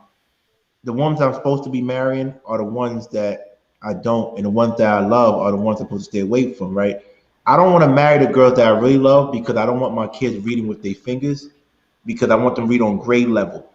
Right? So the girls that I love are not, they're not going to give me the intelligent woman the children that I want. I'm just being honest. Reading so he likes the. I can't date dumb girls either, bro. I'll date non-intelligent girls. I will date them. I'm not gonna have a kid by them because I want to get like me. I tell you all the time, I date exceptionally beautiful women who have an affinity for ugly men because I want my daughter to have a fair chance in this world. So I say it all the time. If I see it, like say Jen. Yes. I date short girls like Jen, and I always say you owe your children some height, and I owe my children some beauty. It's a fair exchange. So you date, so you find you a very. I find what they have, what I need. I need a whatever you. I dated a dumb guy before. It surprises me how much men don't think that, even though women are different than men, it surprises me how much they think that we don't do the same things they do. Because I've dated done men that looked really, really good, but I'm like, I wouldn't procreate with you. You're dumb, right? Because you're dumb. I wouldn't. Like, women really do go through certain things, right? That so you smash men that you didn't want to marry and procreate with? Of course. Of course. Is that like foreign to you, or you just felt like no? Because I say that because that's how I built up my body resume, because I dated women that I didn't want to be with, and so I like you and Jen. I told you I look at y'all like angels.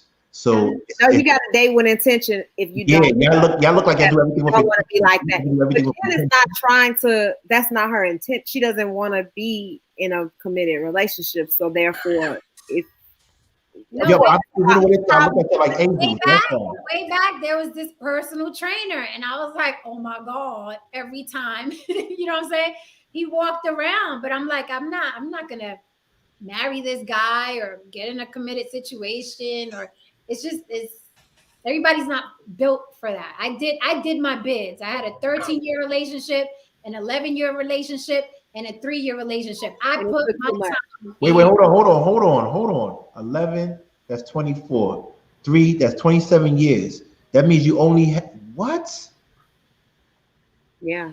That's crazy. You literally spent 75% of your adulthood in a relationship. Yes, this is why why you so against it. No, that's 80%. I'm sorry, 80% of her adulthood in a relationship. Yes, like I was, and understand. My first relationship went 13 years, and I met him when I was 16, 17 years old. So I missed that whole when my girlfriends were freaking off in their teenage years and freaking off in their 20s. I was locked down. I was wifey, and I was very proud of that. It was like I wore it like a badge, like, oh look, I'm running through all these guys, but I still went. Now I'm not like, I'm not doing it. Do you regret that? Do you wish you would have in your younger years been a little bit like maybe now have settled and been in those 10, 13 years, and then in your younger years you would have been a little bit more free? Or you feel like it happened the way it happened? I think it happened the way it happened. I liked it because when I look back, I liked it because it saved me from a lot that I saw my friends going through. Right. So I was in wifey mode, so I used to see them go through a lot of stuff, and changing boyfriends and heartbreak, and I was at home wifey, you know what I mean, cooking, you know what I mean. So I didn't have the problems that they had. So I don't regret it. I don't regret it. I'm not gonna lie to you. I'm gonna be honest with you. I need my ladies to have a narrative. I need them to have a narrative. So I'm eating mandarins. I need them to have a. Because that didn't look right. I was like, King, what is you doing? No. I'm not. I don't do drugs. Mandarins. But I need my lady to have a narrative. I need them to have a past, right? And that's one thing I think that that's why I don't believe in settling. And I think a lot of people settle because they don't deal with people that they really want to be with. They deal with people that fit this mold. Oh, she doesn't have as much bodies. Oh, she doesn't have a history. I don't care nothing about that. I don't care how many you have. Focus on that. I want to kiss you. I don't care. I don't care about none of that. You feel me? I don't care about women's past. I like that because I like to talk about that when I'm having sex with women about their past. You laugh at Jabari because you know what I'm talking about. You freak. I'm laughing because I know exactly what you're talking about. Frequently, like me, I can tell. So that's what I'm trying to tell you. Like it's stuff like that makes me into women when they have a past. Can you humor me because you've said that a couple of times? Just humor me. What? Woman with a past, let's say a stripper. Let's just throw something out there. A stripper, you know, she's no. It could be a regular person. I know lawyers with past. Okay, an attorney who slept with 100 men, an attorney. You're saying that that's a turn on because you like talking about it during sex. What on earth would you tell that woman about her past that makes your session sexy with that woman? I'm just curious. Give me an example. I'm a person that likes. I'm neurotic. I like pain, right? So in regards to pain, I want a woman to tell me something that's going to hurt my feelings when I'm inside her. And if I'm still aroused by her, wait, hold up. You give me a look, Jen, right now. I don't feel comfortable. I'm picturing it. I don't feel comfortable, Jen. I'm picturing. I'm a right. Yeah, that's what I'm saying. You're picturing it, so it's like, but all the details. I love when women can tell me something that was traumatic when I'm inside them, because to me, and my therapist told me this too. She says I feel connected and closer when I can relate to their pain or their struggle. So I need to hear it, and I need to hear it during intimacy. I need to hear it when I'm penetrating. Like what though? Like what can a woman? I mean, I don't really want to. I mean, if we go into that, you might not get monetized because you about to be monetized too. So you don't have to use curse words. It's not curse words, but you know, it's very erotic, and I don't know if they're ready for that. Y'all need me to leave. Just say it's for education purposes. Right.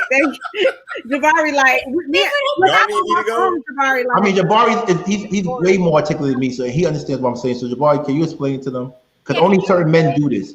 It's very cerebral. No, I get it, and you know, but yeah, it's the connection with that person. It's not a physical pain.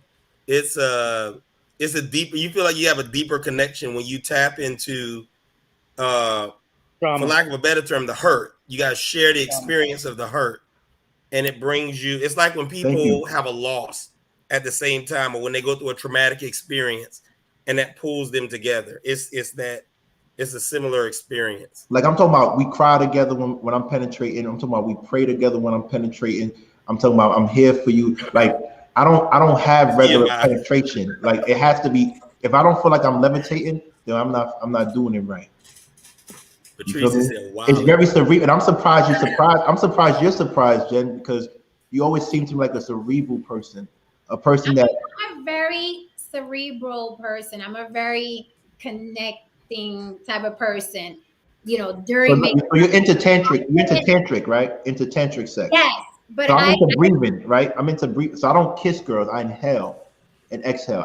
It's a whole process for me, right? And you're making me uncomfortable. You're making me uncomfortable. Else's lungs with your air and vice versa. Like mouth to mouth, like you fill their lungs with your air and vice versa. Yeah, like it's a whole process. Okay, so yeah, but I just didn't understand I like to know what traumatic things she's been through, and then she tells me during sex, and then we connect. That I didn't get. Like what? Like, hey, one time a man punched me in the face. Oh yeah, baby, that's so good. You so crazy. I was trying to understand. Yeah. I didn't understand that. No, you know, it's funny. A lot of women, okay. So with me, sex is about trust. And if you can trust me with your secrets and your pain, then the sex becomes better, right? It's also about trust. So when if I'm choking you, like it's to your point that you can't breathe, and the only way I'm going to release from choking you have to tap me light. That means you can't hit me like in panic. You can't be scared. You have. I hope I can't explain. I'm not going to show you, Jen, but I can only show. I understand. I love Mo. Tristan, I hate you. You like it? I love Tristan. Tristan is funny, man. Look, shout out to Mo. She is cracking me up. Mo, I'm like dying laughing at her comments. But I try to give. She said she learning too much about you, King. She said that's my twin. Mo is that's my same nickname. That's my twin. No, I love these conversations. And she's Puerto Rican too, Mo. I love Mo. She's so funny. I've been laughing at all her comments. I love these conversations because everybody has different things that turn them on. So I just like hearing like, okay, what's your thing? But why the two men understand what I'm saying, but y'all don't understand what's going on? I get you because you like power. You like, you know what I'm saying? Like I seen somebody in the chat saying, oh, you a fake, you undisguised pimp. It's about sex. That's what y'all gotta stop doing. Y'all gotta stop judging because I'm the opposite. I'm energy. I'm 40. I didn't have plenty of sex. I just like my freedom. It's basically what it is, but I can still have girlfriend experience. I travel with women. I don't just pump and dump. That's not my thing. I have women that have been in my life since I was 19. It's so funny how y'all say like y'all say married people are not free. Because I just want to know. So if I come on or you know, so I know Ken, I know Jen, and that's Jabari, right? Right.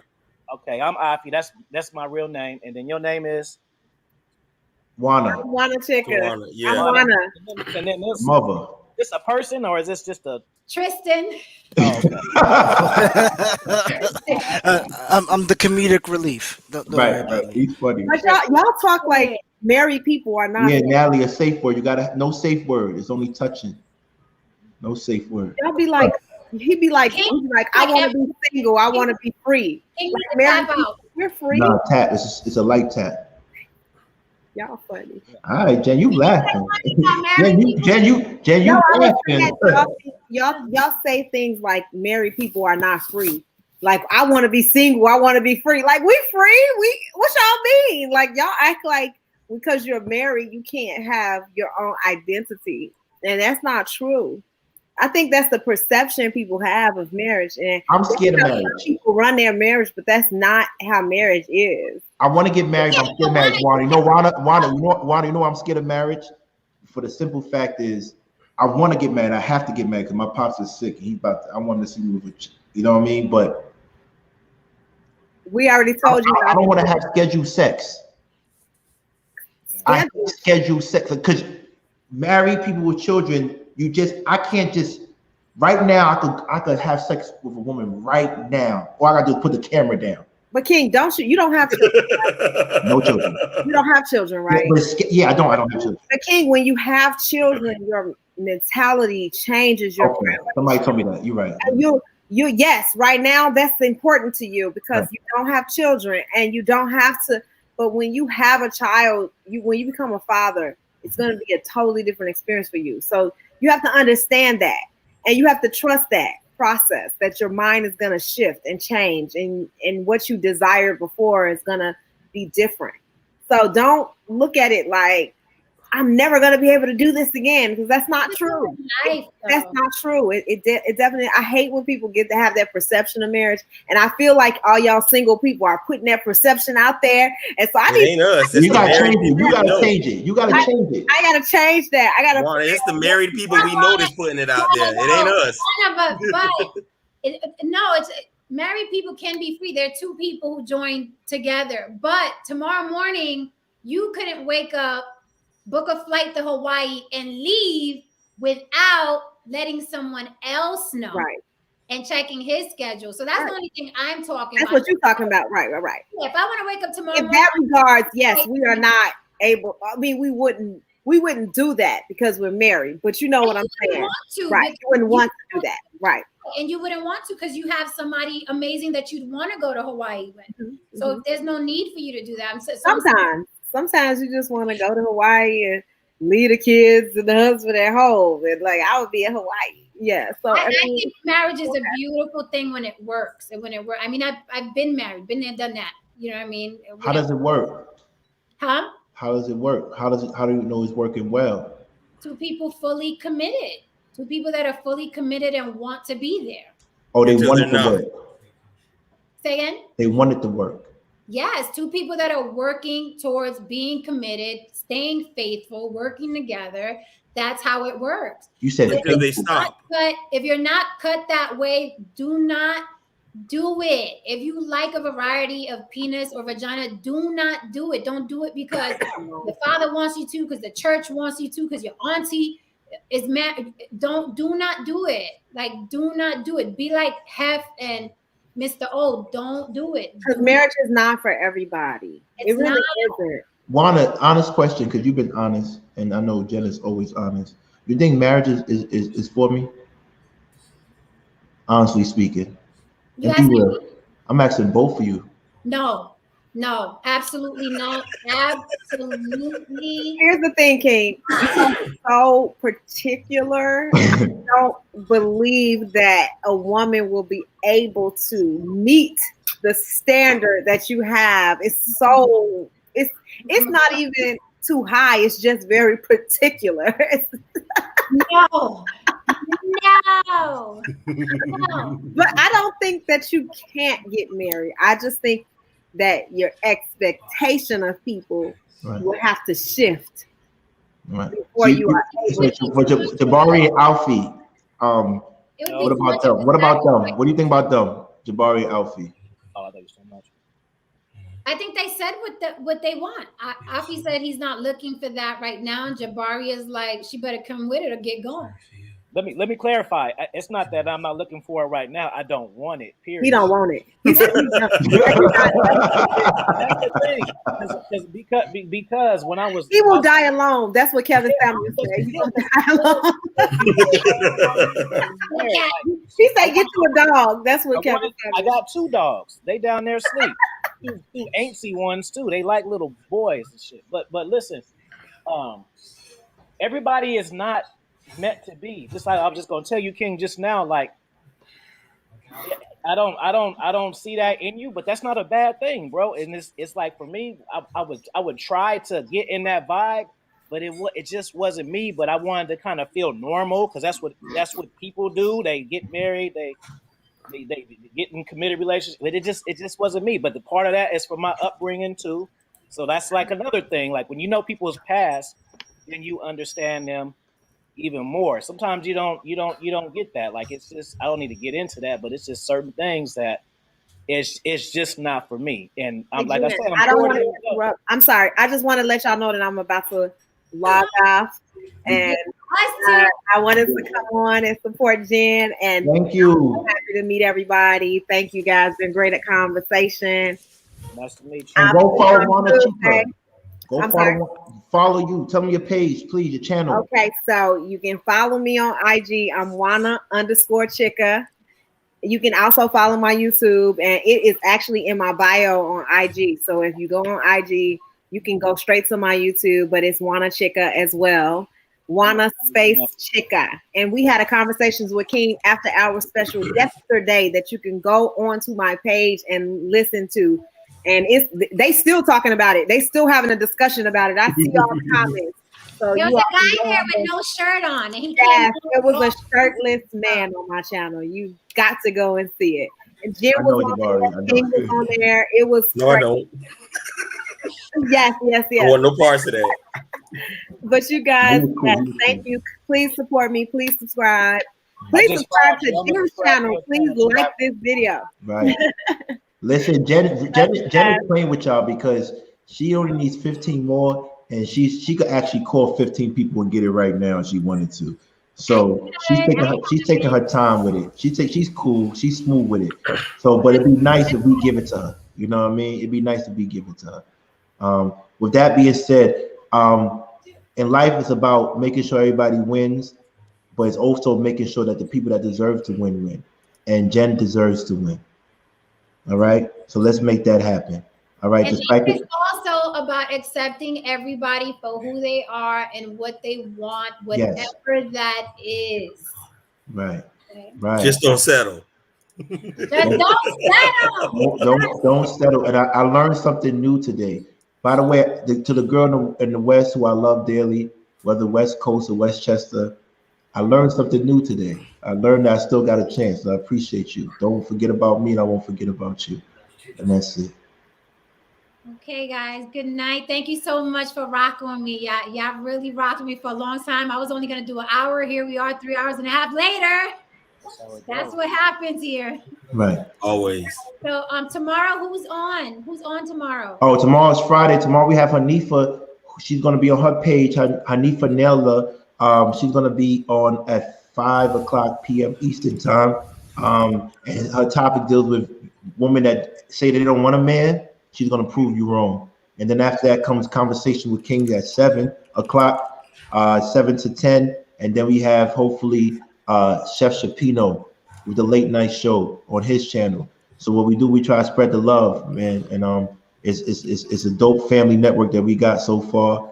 And everybody's been winning. Everybody that comes on my networks been getting like 100 to all your girls got 100 subscribers, all the queens.